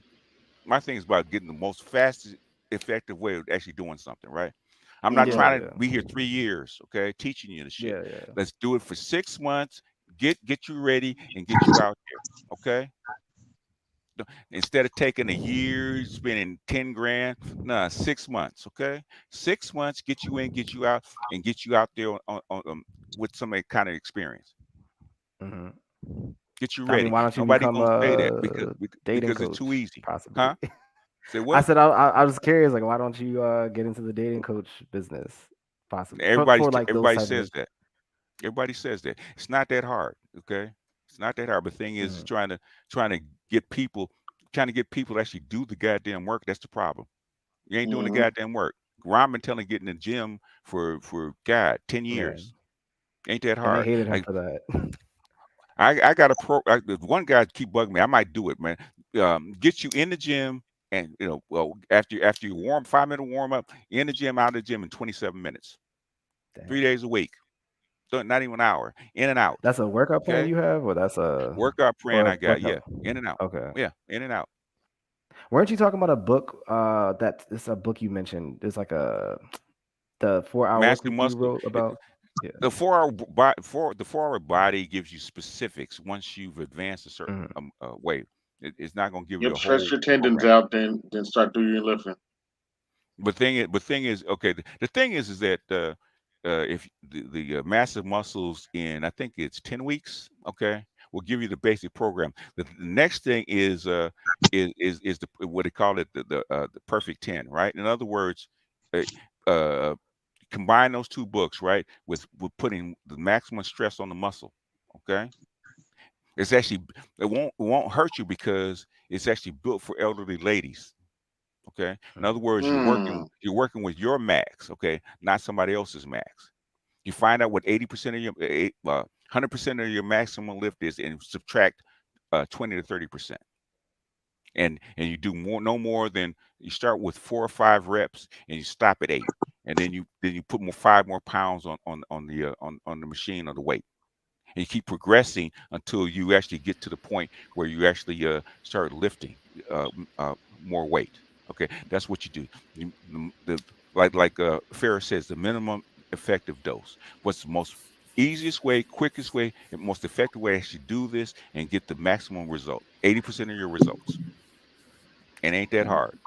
Let me get this out, you guys. Go ahead. Oliver the Gray is being a whole comedian here. He says, gonna make an RPG dating game, but hood real world rejection answers. Hey, you might make some money with that. The reason Pookie and Ray Ray are the hood guys get all the coochies because they find out what women want and they deliver it. Facts. Now, I'm not looking for a woman to bend to me. You want to get the coochie. You want to get better at dating. Deliver on what she wants, and then bring her into your program. Pimps do that all the time. Present what she wants and bring her into my program. But I have to give her what she wants to get her attention.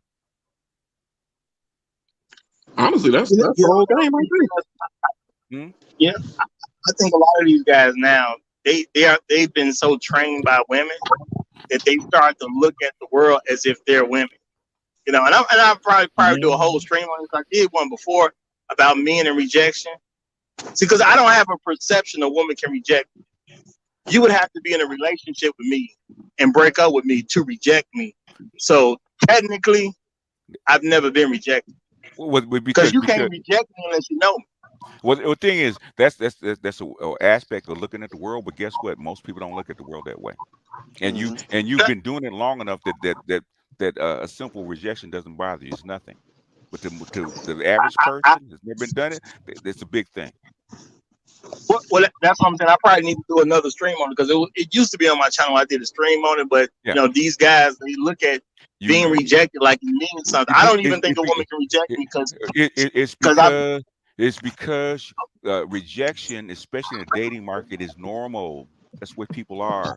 That's the normal reaction. You have to get over the normal reaction. That's normal. It's how women don't approach. They don't like getting rejected either. So you have to get them out of the normal mode. You have to teach them something different to get over that. You have to build up muscle and resistance to it. How do you do that? Get rejected 100 times a day on the phone. Yeah. Till it becomes normal.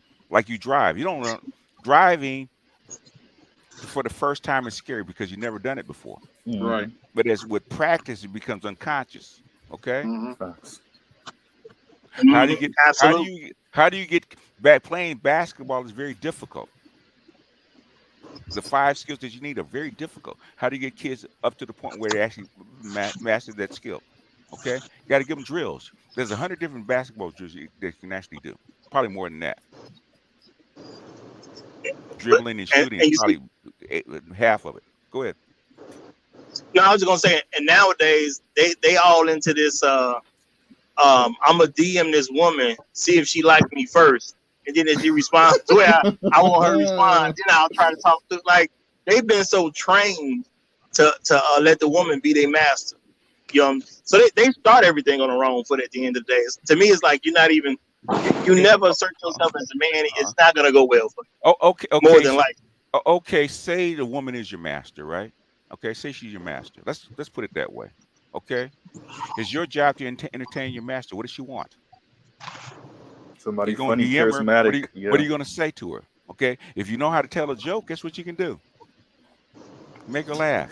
They're gonna hit her with the stereotypical "Hey, beautiful."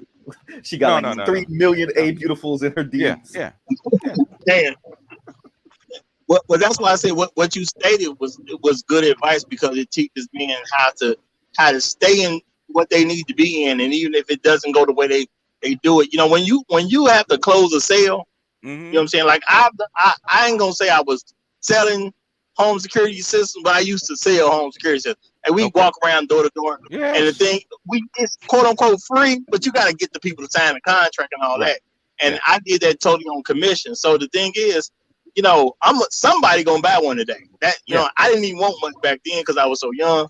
But you know, I think I was getting like 150 a pop. So back then it's like, yeah, I just need to give me one a day and I'm good. You know what I'm saying? Exactly. But somebody gonna say yes today. That's what it's gonna be. Somebody saying yes. How many no's did you get versus yes? All you need is one yes. How many no's you have to go through? Well, yeah, I got plenty of those. Exactly. But So you got very used to people saying no, right? Absolutely. That's what you need to get over. That's what I'm saying. GC's in the comments being a clown too. GC said, "Grand Rising, my queen." You know that's what they put in the DMs for real. I think Instagram is like the hub of cringe. Instagram is the hub of cringeworthy shit like that. I bet you expect me to call you beautiful, right? Ooh. No. I don't know if y'all That's see a it. good one. Nowadays, a lot of the guys they'll put little hearts under the girls' photos. They'll put like the heart eye. Oh yeah, the emojis, heart eyes. and they'll be like, they'll be like, like all the 100 other girls who put hearts on. Yawn. But ain't nobody calling me back though. No, real talk. Some of my female homegirls, some of the things that guys sent DMs is crazy. I saw she showed me this one guy texts her "Good morning, beautiful." 100 days in a row, she never replied. He probably still hitting her with "Good morning, beautiful" every day, bruh. And when the thing is on the other end, how many girls are actually on this list that he does that? Well, yeah, she ain't the only one, and she knows that. That's still a lot of Trell, put it up. You can get a bot to do that. It might not. What would you consider that, BGS? Would you consider that is that a Hail Mary pass from like the middle of the field? Or is that... Okay, basically it's just a probe, right? I got 100 women on my list. I'm gonna say the same thing to all 100, right? And see who bites. Spam. That's like a cold lead. It's spam. It's spam. Yeah. And the girl knows it. But the thing is, guess what? It fed her ego. I rejected him. Oh, I feel so good about myself. I'm above him because I rejected his ass. They need to have you on They need to have you one of those talk to younger kids at a high school programs. They won't let BGS nowhere near that. I know you wouldn't do it, BGS. I know that sounds odd. I'm just saying, man, because you know I'm in this age bracket. You probably hear to me. That's probably why you got irritated. I was like, just telling you. If I talk to boys, if I talk to boys, which they wouldn't let me do. There's two bushy. They ain't gonna let them do it. Go ahead. Like BGS out there in handcuffs. There's a few schools I have in mind that would maybe. Two books, definitely books they need to read, right? Both male and female centric. All right. The Alchemy of Love and Lust by Teresa Crenshaw, Multi-Orgasmic Male by Mantak Chia. Okay. If you really want to get good, okay, if you don't be that kind of guy, okay, as far as sex is concerned, okay, you need a woman. If you don't got it, guess what you need? Okay, you need what they call a fleshlight, right? Fleshlight porn in that book. I shit you not. You said, wait, repeat that last part. You said fleshlight. A fleshlight and some porn, right? In Mantak Chia's book, right? It'll teach you how to not ejaculate. Okay. Interesting. How to hold your ejaculation, right? Porn stars use this stuff all the time. That's what they use. Want to fuck Damn. like a porn star? Those two books, A Fleshlight and some porn, will actually teach you how to do that without a woman. Okay. So when you first get it, you'll tear it up. Okay. Because you already practiced that muscle. Okay. Practice the muscle. If you ain't got no woman to practice with, find an alternative, right? Get nobody to play with, put a hoop up and start shooting. Okay. So by the time you get on the court, you can do something. It ain't that hard. The third book, if you really want to get deep, you read the Lucifer Principle. Okay. Yeah, I think third Rolo book. fucks with that book. Yeah. Huh? I was just saying, I've heard I think Rolo years ago when I was Yeah, younger. he's mentioned because he mentioned it way more than because he once. fucking heard it from me. That's why. You know what's funny? He was was been complaining about people rocking his content. And I was like, I wanted to comment like, you done the same on some other people, dog. Hey, oh yeah, I've heard him. Yeah. I watched people regurgitate Tariq shit and BGS shit. I don't know about the other Pimpin' Ken and all the other brothers from way back in the day, but I watched white boys snatch the entire dating shit from Tariq's hands. I watched that shit. Oh yeah, happen. he was mad about watched They it. snatched it out of Kevin too. I mean, that Yeah. whole freshman fit crowd Yeah. snatched it out of Kevin's book, Oh, like well, copy and paste. Yeah, Kevin got it from me, and they hadn't heard it, and they got it from him.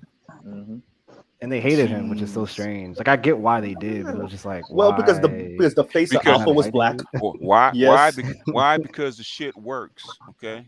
I mean, That's why I said I know why. I just said it was like because he's not white though. I'm just saying this Rolo Say seemed that. very caught up on that whole aspect. of it. When Kevin checked them white bitches on their show, guess what I said? It was done deal. I remember it. What did I say? We're the face. We are the manosphere. he's the face We're of leading the manosphere, manosphere. Yeah. What did I say? Yeah. I remember that was on not Roger's mainstream. I don't say this shit for. I cut my teeth on geopolitics. This shit is simple. Okay. When I say this shit, because I see this over and over and over again outside of the United States. When I say it, I recognize it. They were pissed off about it, but guess what?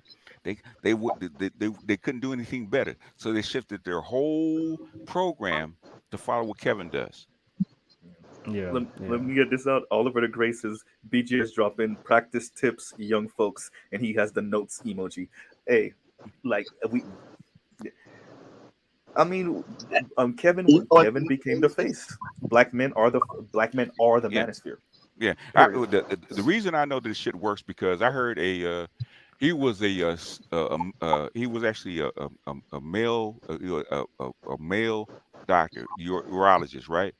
That was actually became a sex therapist, right? Okay, he was quoting out of Mantak Chia's book, the same shit, same drills he gives his patients. If you study it like a science instead of like what is it, entertainment, okay, you can get better at it. How do you get better at something? I mean, practice. Study, practice. Study your craft. Stop treating sex like it just happens, like it's entertainment. Make it a craft. If you really want women like that, make it a craft. Go ahead. Yeah. When I was gonna say, when women see that you have developed that I don't really care that much about your muscle, it actually intrigues them anyway. It's a fact. It's a fact. That is true. That is a fact. If you talk to a lot of women, you get better at it, and then you start looking at them differently, and then one don't mean so much as the other one did.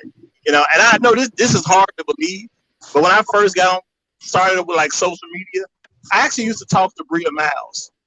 Okay. She uses a different name, so that could be possibly her real name, but just the alias because she didn't want people to know that was Bria Miles, whatever the case is. So I talked to her like a regular person.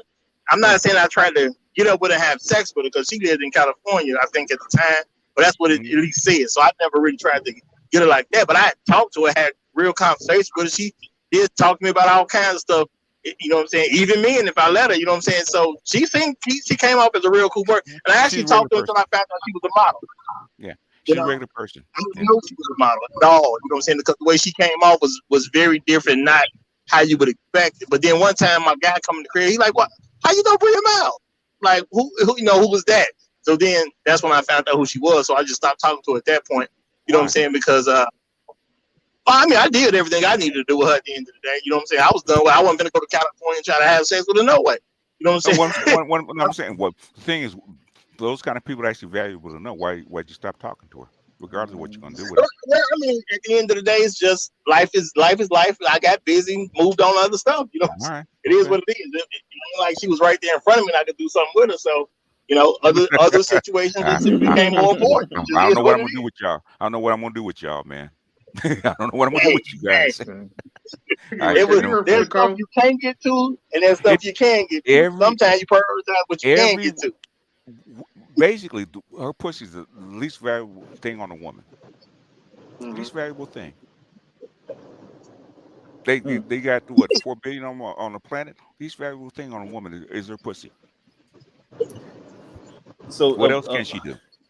Oliver the Grace is Z, remember I had to build the courage to talk to Amer. So we had a chick, I don't know if y'all know Marie, the Korean black mix R&B singer. She was kind of like in the early aughts. She was kind of big in the early aughts. Okay. And we had this, I promise you, she looked just like her that went to our college and stuff like that. Okay. And bro, like she had a following at our college because she was so bad, and we all were drooling over her. And Oliver the Great built up the courage to actually say something. And, you know, ain't really worked out, but, you know. And if you got her, then what? I mean, you're gonna have to know. You ever thought about that? Yeah. I don't think we ever expect to actually. What happens when the dog actually catches the mail truck? Yes, exactly. If you like, we never actually expect that to happen. Most if men, you get her, then what? I don't know. I would try to do something with it. You know what I'm saying? Like I said, even when I was talking to Bria Miles, because I wasn't really trying to approach her from a dating standpoint. Because like I said, her profile said she in California. I know I wasn't going. So that wasn't even on the table. So I'm pretty sure I stopped talking to her because it was a lot of other stuff I was doing at the particular time. So her value to me wasn't there like that at the end of the day. To me, she's just some chick. You know what I'm saying? But she was a bad chick though. But the reason I even brought, well, I mean, yeah, she bad. Don't get me wrong. But but the reason I even brought that up because it was like when I first DM'd a woman, I might have DM'd maybe 3 women. I only really remember DMing like one woman, like to holler at her. And as soon as I DM'd that woman, I realized if I had that idea to DM this woman, it's thousands of other men who gonna DM this woman, which is why I never do anything with DMs, because my thing is like that's just too much work for a woman that you do not know at all, and you have to put her in a position to give you permission to really approach. And so the ideal of a woman giving me permission to approach is just offensive to me, as I guess from my male perspective. You don't give me you don't give me permission to approach. I approach whoever I want to approach. Now she ain't got to take me, but I'm gonna approach who I want to. And I think that's kind of hurting me into a certain degree that they need permission from a woman to approach. Guess what you had as a kid? You know, when you were young. Guess what kind of job you had? What's that? You had a sales job, sir. Yeah. Guess where you get it from? Guess what you cut your teeth on? Yeah.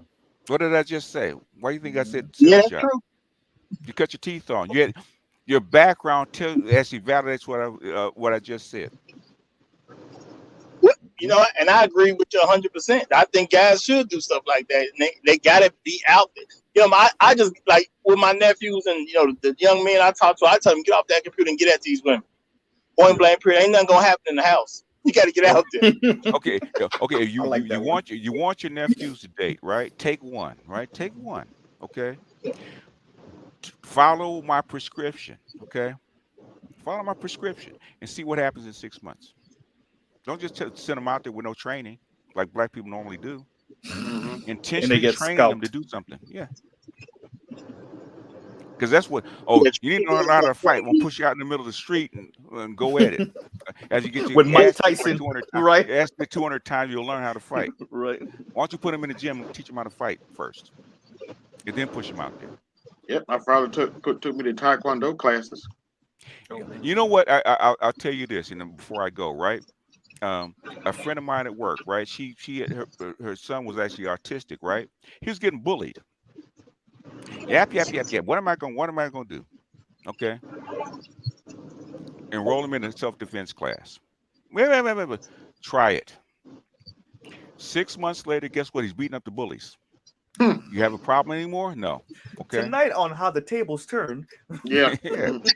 He's actually protecting his other kids in his class from the bullies. You know what I'm saying?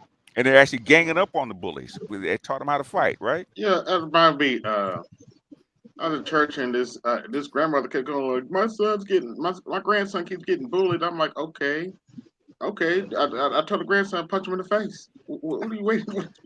Because he doesn't know how. I know. Mm. Just punch him in the face. Why don't you get a bag and teach him how to punch the dude in the face and actually spar with him for a couple of weeks? I'll do it. I'll beat up the kid.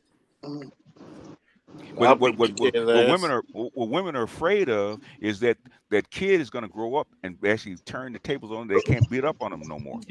Yeah. That's what they will on them no more. Wait That's a minute. Stop talking about how black women discipline their sons. Oh, I see it all the time. Tonight on He Actually Caught the Belt. What am I going to do now? I had a woman tell me I'm actually going to have to learn how to talk to him for a change. I have to know how to discipline my son before I start spanking him. Yeah. Anyway. I actually have to respect them. I'm going to make room for somebody else. Tonight at 11. No, Charles got here extra late. Charles got 5 minutes. I got my tacos downstairs. Y'all wilding right now. Yeah, drop a like before you guys go. Fuck your tacos. I don't even get sound like Rick James. Right. Fuck your tacos. Fuck your tacos. Fuck your tacos. Yeah, you can tell when you make it when you don't. You can tell when people make it when nobody gets anybody's fucking notifications anymore. Fuck you, YouTube. No lie. No, seriously. I called Raj. I'll just put it out there, and I was like, bro, it's not showing that it's premiering. So it's not y'all. I tried to rejigger it. It's always showed premiere, and it didn't show it was going to premiering until it actually came on. So I was like, well, if people know, they know. But yeah, go ahead, Charles. Man, I'm gonna tell you one thing about it.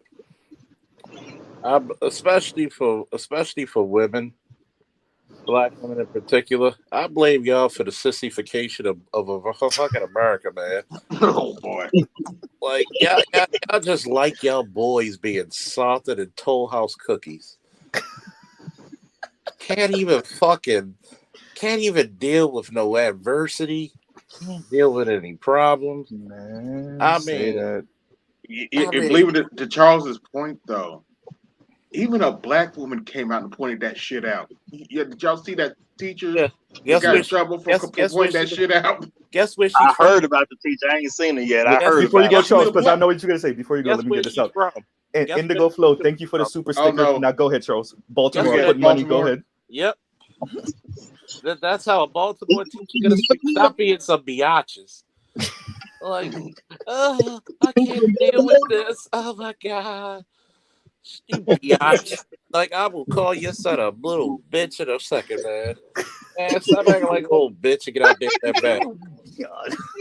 I'm sorry. Some of y'all sons need to stop being little.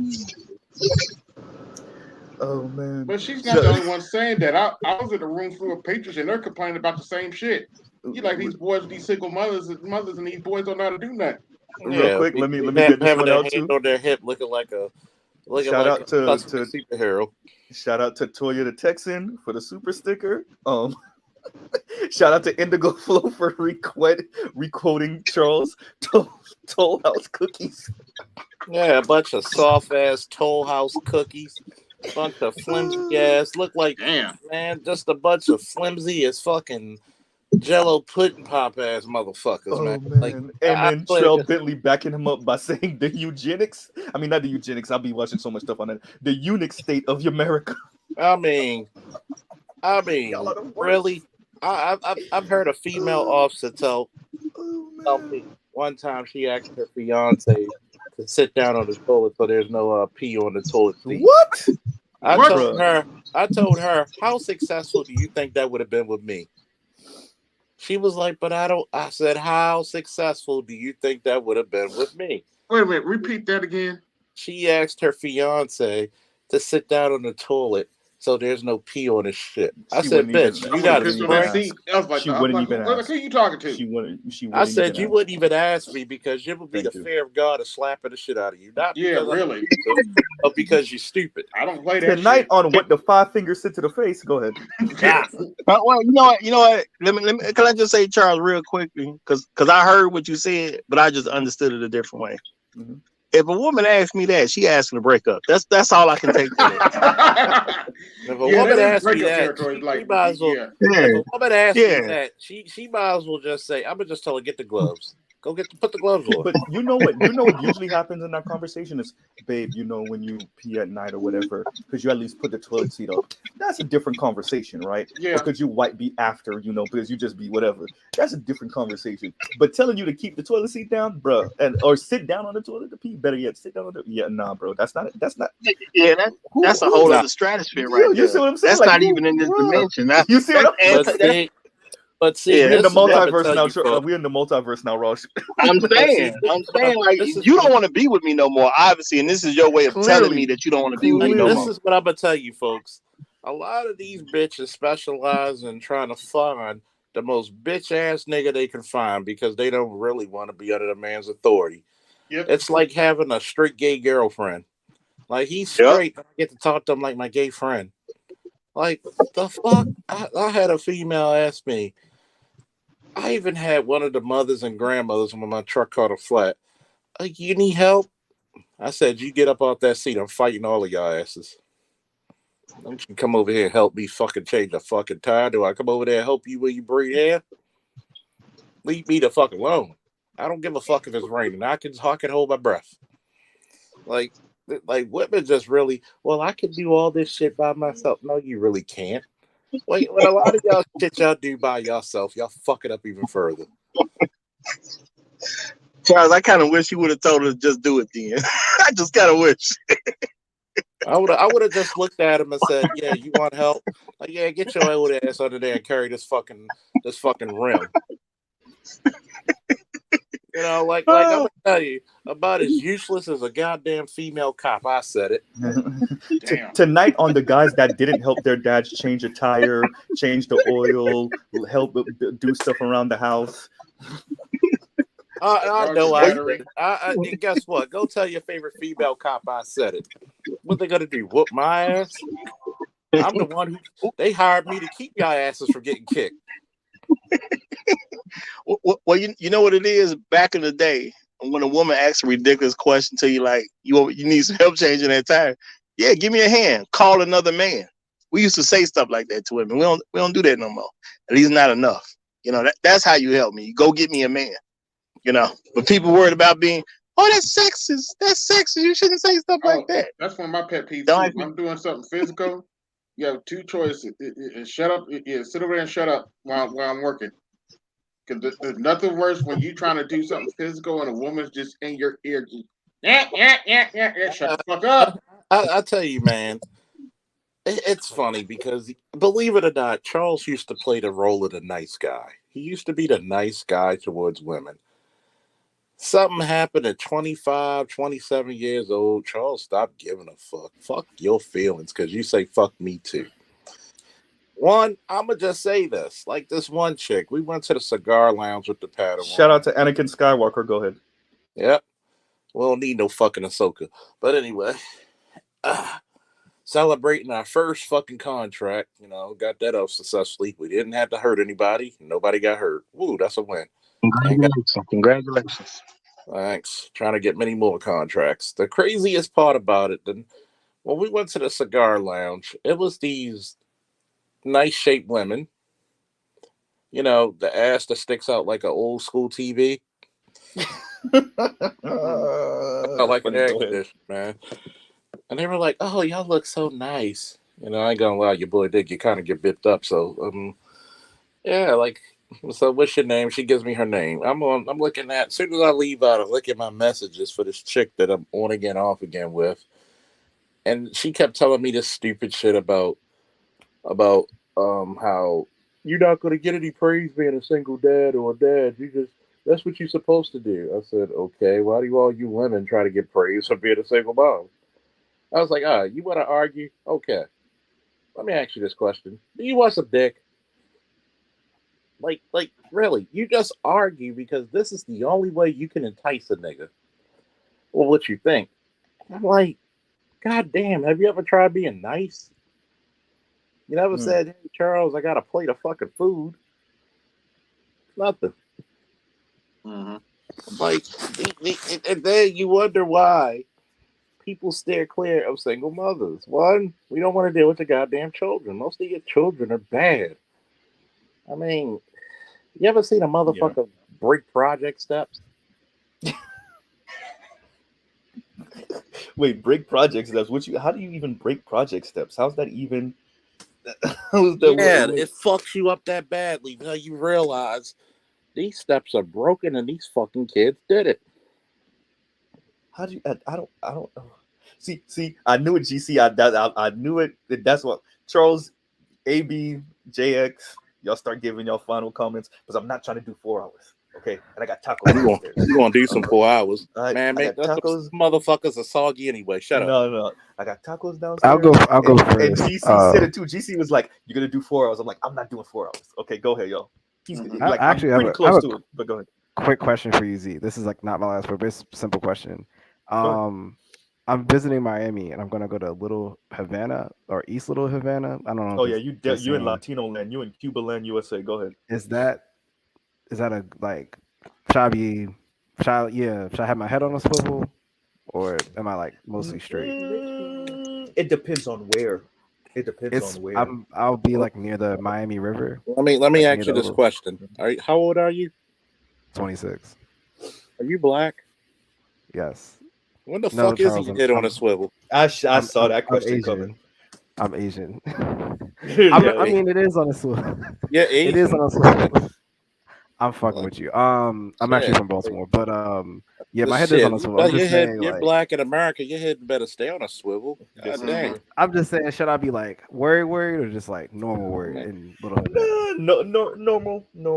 normal. Okay, cool. It depends on but it depends on where you are, but for the most part, I'll be near like the river part, whatever. River.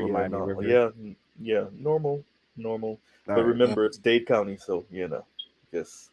It's my first time there. That's why I'm asking. I just, just curious. Yeah. Look, read Oliver the Gray's comment.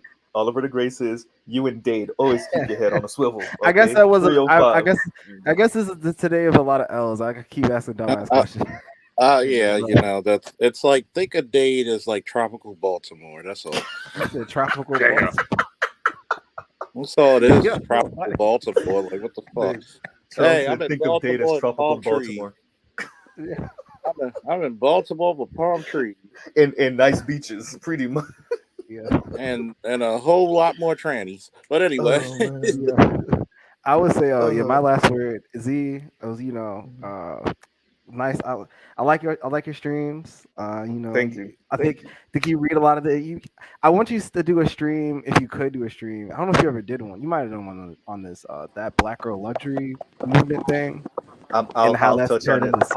How that it went from Black Girl Luxury to Soft Girl, and then it kind of morphed also into like some tech CEO boss bitch shit. Like I don't know. There's a whole.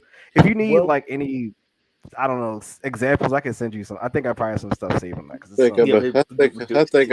I might do a live stream today. Yeah, do that because I really do think and to talk to that and to even tie that to the topic at hand, we're dealing with a society in flux. That's why the beginning of the statement is a society in flux, and so it's changing so fast. These people don't really know what to do with themselves.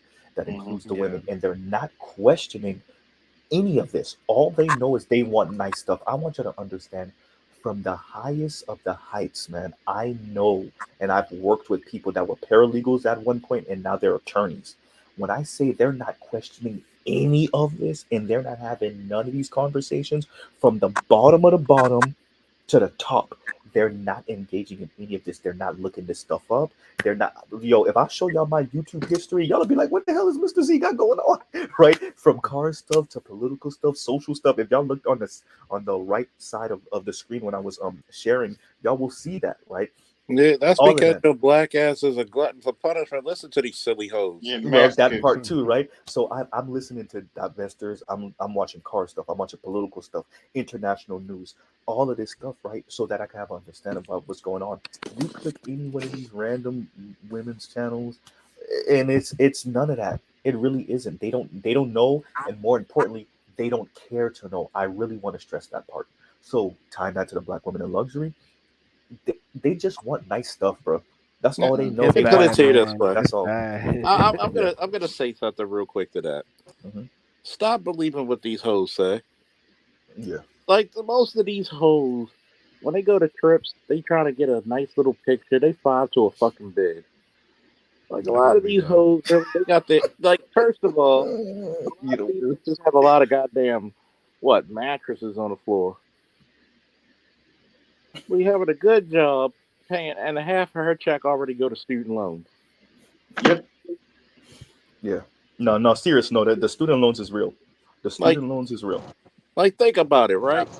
If females were smart, why don't they marry military men where they get a lot of the fucking educational benefits? Sounds too blue collar. Anyway, keep going. And a lot of some of the military to be It's an office and white collar. Yeah. To be an officer, you have to have a 4-year degree. So, right there, that's the bullshit about it. But I'm like, this is the reason why I look at women and I'm like, I don't believe anything you say. Why? Your actions speak differently. Mm-hmm. Like I had to tell the same chick who was in my DM on again off again. I said, don't try to talk about a guy who outranks both your children's father. Don't complain about me. I outrank them niggas. Like, how do you outrank them? Where's my son with? The mother or me? Good point. Have they ever accomplished anything close to me? No. So I outrank them. But yet, y'all don't want hierarchy. Oh yeah, fuck them tacos. But thank you, Mr. Me Too. Mr. Me Too says tacos 3 exclamation points. Bro, I'm trying. But Charles and 18th letter decided to come in late. You gonna get your goddamn tacos. You gonna get your goddamn tacos. Just put some fucking hot. You're Haitian, so y'all like shit hot. So put your hot sauce on it. Goddamn. And you know I got the hot sauce in the fridge, bro. The hot sauce been in the fridge since the last time we made tacos, and that was like I can tell you, like, what's the purpose of putting hot sauce in the refrigerator? Doy. Anyway, look, cold hot sauce is fire. I don't know what's wrong with y'all. Okay, if this gonna be an ADOS versus Haitian debate, because cold hot sauce is the shit. Yeah, it is, because your fashion sense is 15 years behind. But anyway, let's get back to the comments. Not the Americanized ones; they be fuego as hell. Z, are you gonna do a I was gonna say, Z, are you gonna make a Patreon at some point, or if you don't have one? Should I? That's why. I didn't even know I was Patreon worthy. Hey, Z, can you put your email in the back chat? Okay, I will. You cover a good my amount email's of in stuff. the description. It's in the description. Okay. Never mind. I'll get it. You cover a go good ahead, amount of Jez. stuff. I know, just saying, you cover. You're like, you remind me of like the Saget nigga from Breaking Points or whatever it's called. Unjetty,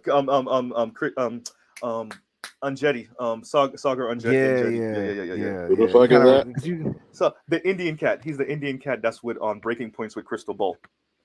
Who are these niggas? I just wanted to. They're like a He's a political news commentary. reporter, but like a millennial cool hipster news reporter. Oh Yeah, this is like he's one of them sissies. Okay. I call them the. How could I say this, Mr. Z? I call them the internet version of independent news.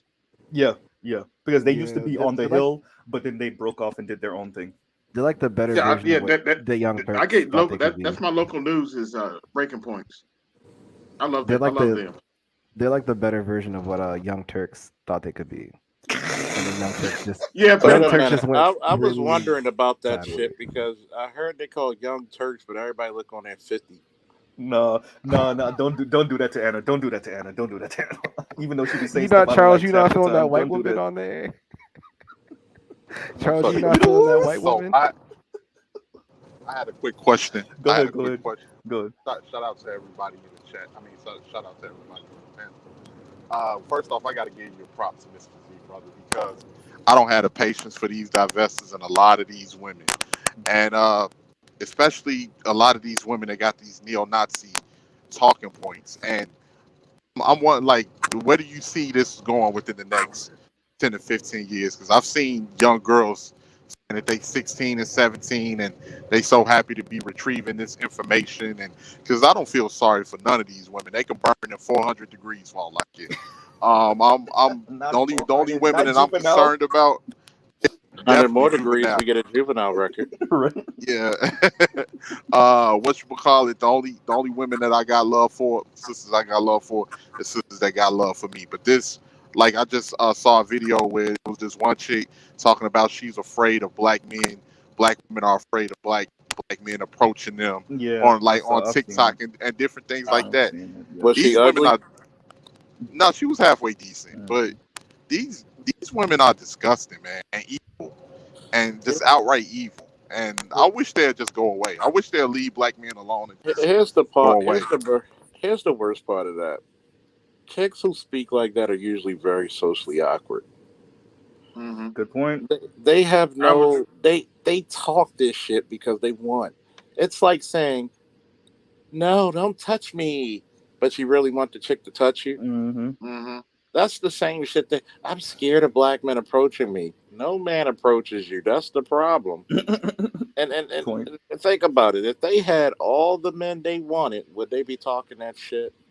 What's gonna happen is that it's gonna be like Thanos when he's on Titan, and he's letting everybody knows that he's inevitable.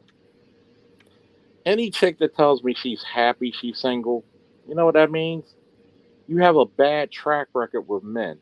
Yep. You know, you pick poor men. You don't want to say, I would respect women a little bit better if they could just say the truth. I pick poor men. I was looking for a man and I was either just trying to get some dick or looking for some money, and I picked poorly. It was my fault. I got to take the consequences. I got this little bastard child here. Got to take care of the little motherfucker and just be like, you know what? Yeah, I'm trying to figure out. I'm trying to figure out, brother. Like, why do they think we don't see this? Do they think we really don't see all of they Do you want me bad to answer that decisions? honestly? Do you want me to honestly answer you? Go I'm going to go totally Go right black ahead. pill. I'm going to go totally black pill. Black women don't think that you're intelligent. Black women think that they're actually sneaky and they can actually fool you into their thought process of what full submission is. That's why they're upset. Why do you think they're going back to the playbook? You know, 3 runs and a cloud of dust, man. That's old school fucking football type shit. That, like, they all they think is to run. Eventually, you gotta air that ball out, right? Change up the strategy. You got to do a little play action. So they're using the same strategies. Notice all these chicks talking about and shaming all the passport bros. Well, those women aren't going to treat you better. I won't know till I find out. And then, like, is it going to be better than where I'm at now? Hey, I'm not gonna put up Trell real quick. AB, I'm gonna shut up in 10 seconds. I'm not gonna put up Trell's most recent comment, but Trell's most recent comment, bro. Exactly. Yeah, you might be book smart, but I'm Yeah, and it's the classic on my channel is they're too dumb to be stupid. Hey, but what happens when you outsmart yourself? When you outsmart yourself, you think you got it like that. And we've all been there for one or two things in our life where you think you're the smartest person in the room, and then you get put on your ass. Yeah. But what happens when that's your life? Is you thinking you're the smartest person in the room? Ugh. Yeah. No, I'm gonna tell you what happens with that. The only thing I feel bad for. Oh, I'm sorry, brother, not to cut you off. I just want to say, the only thing I feel bad for is the young girls that they're trying to manipulate. Because right now, what this is about power with these women. They have a false illusion of power, and they're afraid of losing the power that they don't have. Because they're like, if black men are not underneath me, then who's underneath me? I You gotta know, correct and you with that's that. I gotta okay. Go correct right you. ahead. It's not about power. It's about misery loves company. Yep. Because if you have a family and a husband and you're happy, you ain't gonna be around miserable bitches.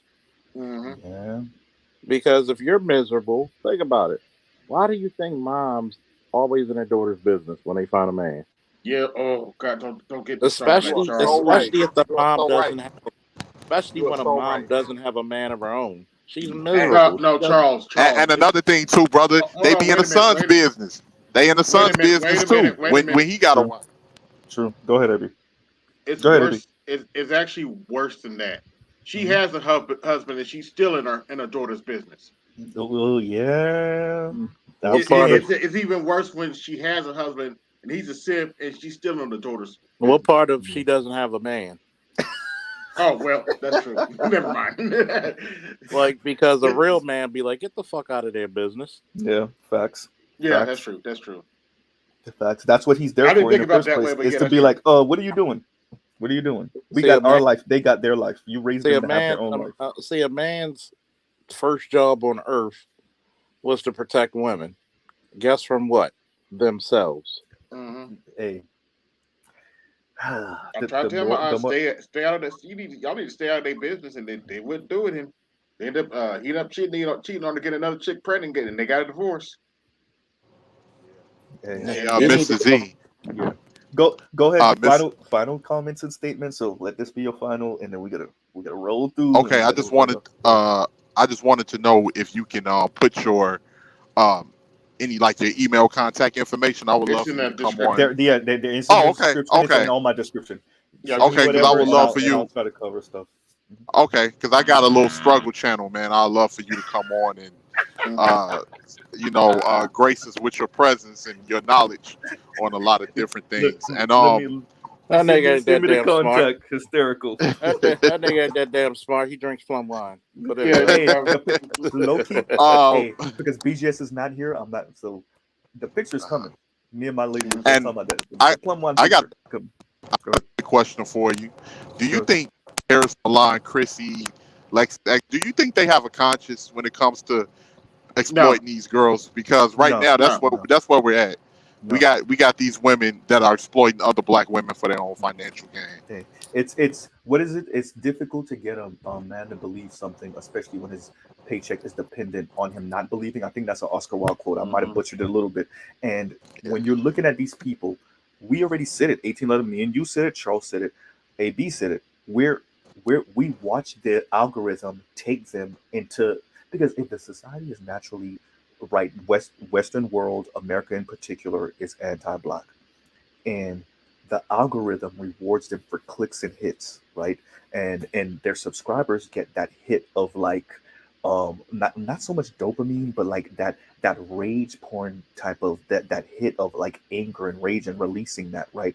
And then they're commiserating with each other, right? On the internet saying all of these foul stuff. Then of course, right, they're getting paid to regurgitate this type of anti-black man, misandrist type of rhetoric. So of course that they, I don't think they have a conscience. I don't think they're thinking that far. And the few of them that are, to me, are like, and when I hear Lexus X's talk, Chrissy, sometimes Paris, the reason why you hear me get on them in particular is because I don't think any one of them are dumb or uneducated. What they are the worst actors in the world. They're either using this money or this attention or whatever politics they have to further enrage regular normal women who got an issue with their baby daddy or their ex-husband or something like that, or some guy that didn't want them in high school or in college. And when you take that anger and you weaponize it against black men in particular, but even these own women, in the long run, to me, you're the worst of the worst, right? So, I don't think these people. I think there's a special place in the afterlife for them. I'll say that. Yeah, I ain't gonna say hell, I just but I'll wanted say to say, afterlife. Go ahead.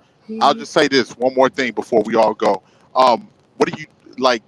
These guys, these simps and these LGBT guys, got to be stopped because they are in camaraderie with a lot of these women too, especially the LGBT There's not enough guys. of them. The numbers Okay. just don't support them. It's not a, especially when you're talking about the LGBTQ brothers.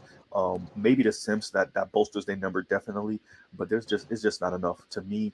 You you the and you see this with the which are meriting the way through. What's interesting about the conversation now that it's happening amongst white boys and men about their plights is that it's actually a way to we can weaponize that against the Simps, because what the Simps try to do is say your problem is that you're not weaponizing. I mean, not excuse me, I said that wrong. Your problem is that you're not trying hard enough, right? You're not trying to merit your way through.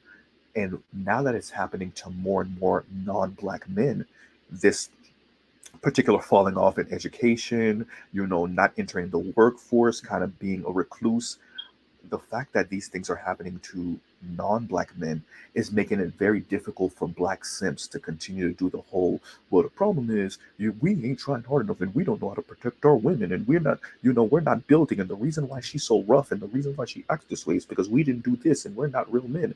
It's hard to do that when all of this is happening to non-black men also, right? So the Sims, to me, there's a way to kind of move them out the way. And hey, I'm not gonna lie, it might get violent.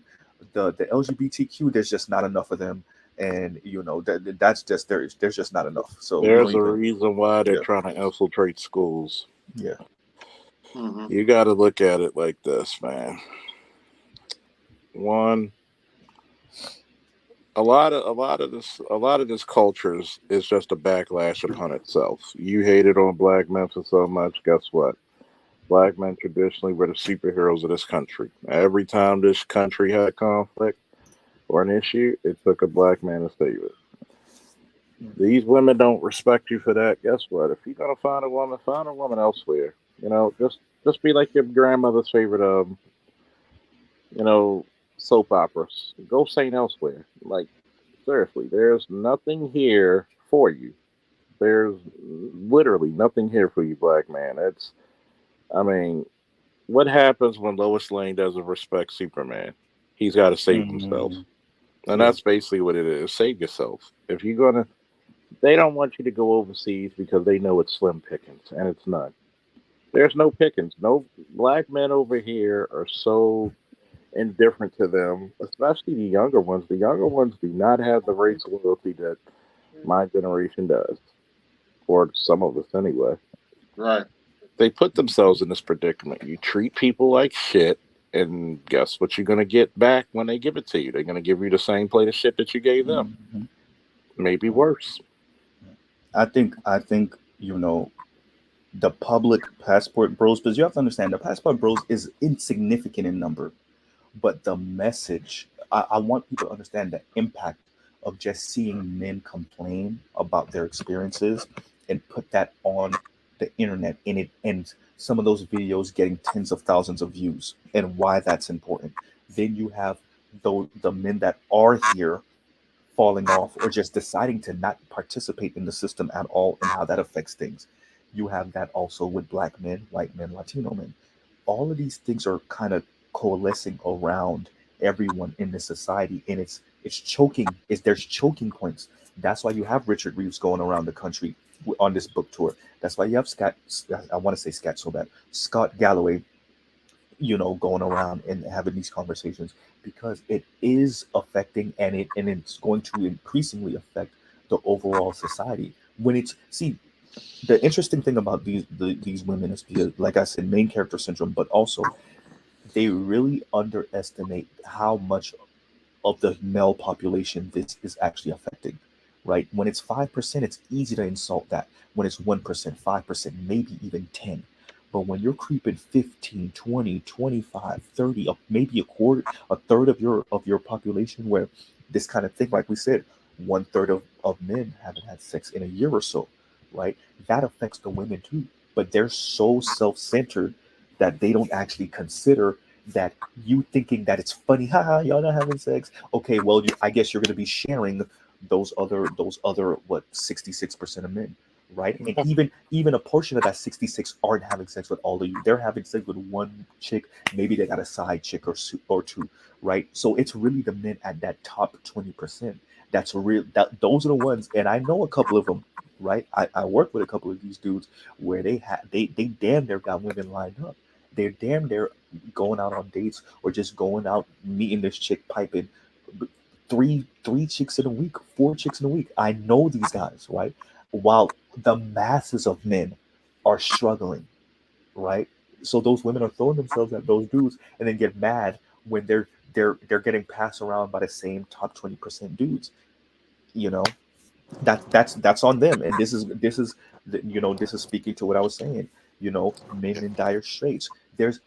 You're even and I'm saying to the women, you're even creating an environment where when you want to get off of that circuit, you have so thoroughly, re-terraform the environment that even the guys that you would air quotes settle for, they're no longer there. Before they even decide to not even mess with you or be there, they're not even there because you have changed the environment so that you don't even have those guys to settle for anymore. Before we count the passport bros, before we count black men dating out, before we count any of that, those men are no longer there, or their money is so tight because they've been so you know doing their own thing and kind of living, laying flat, but the American model that they make 40 grand a year, 45 grand a year, and that's enough to take care of them and their bills. So they can't afford to take you on. Now what? Hey, the women signed up for it. It's like a I just woman wanted act. I just wanted to say really quick, guys, a side note. Mrs. Z, I really like out of all of the divestors and divestor adjacent content that we named, I really hope Chrissy gets what's coming to it because she's one of the most Yo, yeah, she's the worst. Yeah, diabolical. She jumps in and out of in and off of bandwagons and everything, and when it gets messy she tries to hide and delete different things. And if I ever have a chance to speak to Sergeant Willie Pete on the live stream, I'm gonna ask him why he never addressed it, a lot of this stuff, not just with her but with the he didn't go as hard as I think he should have on a lot of these situations. Because sometimes people just I know Z's trying to get to a soggy ass Chacos, but I'm just gonna tell you one real thing. Follow the money. A lot of content creators are not going to talk about certain shit because when they start getting a following, follow the money. There's a reason why. Yeah, I've said it before. Two things before we go. One, there's a reason. Before you finish, I just want to say, damn you, DC. I mean, not DC. Damn you, GC, because GC called it. He called it. He said 4 hours. He called it, and I'm like 3:55. It's your fault. You jinxed me. I don't even believe in jinxing. But anyway, go ahead. Go ahead, Charles. A Haitian who don't believe in jinxing. I'm telling you. It's funny because one, people look at me like I'm crazy when I talk about it. It's a goddamn shame that the bigger channels in the manosphere are female. What does that tell you? Yeah. What does that tell you? Yeah. You niggas really don't want a lot of your problems to be solved. What you want to do is have these forums to go complain about women and then simp. Yeah. When you simp when you don't get the results you wanted. So I'm like this. There is no fucking reason why. What is it? Just Pearly, whatever the fuck her name is. Yeah. Can talk about black manosphere talking points and come over here and make 500,000 subs. The fuck? Yeah, no, y'all niggas are that desperate for women. You gotta. The first simp you gotta eliminate is the one within you. Yeah, facts. Well, go ahead, get your goddamn tacos, man. All right, y'all. I'm calling it a night. Thank you. Look, we're almost there. We're about to go out. All right, 18 letter. Thank you for coming in, bro. Y'all have a good night. Good night. I'm about to drop you down too, and everybody. Like I said, a society in flux, men in dire straits. Y'all see what it is. I played Richard Reeves. I played Scott Galloway. Let me read Indigo Flow's comment before I drop out. He said, Dardar, like I said earlier, I don't know if Mr. Z highlighted it. I didn't. That's why I'm highlighting it now. Before I dozed off, but it reminds me of the response from the crack epidemic to the opioid epidemic, and I agree with you 100%, Indigo. That's exactly what it looked like, right? For those of you that don't know, crack epidemic hits black people really hard. They give us nothing but laws to tie us up and lock us up and destroy our lives, right? Throw us in jail and throw away the key. Opioid epidemic, you start talking about social issues and whatnot. Same thing with black men issues and white men issues. So now that it's hitting everybody else, now we want to have a conversation about the boy crisis and the man crisis. Thank you, Oliver the Great, for the super sticker, and everybody. I will close out because I refuse to let it hit that 4-hour mark so that I can beat GC on a technicality, right? So, all right, y'all have a good rest of y'all night, and I'll let y'all later. I will pause right there. Shout out to Toya, and y'all have a good rest of y'all night, y'all. Thank you for everybody that was on the panel. All right, everyone. Mr. Z out. All right, later.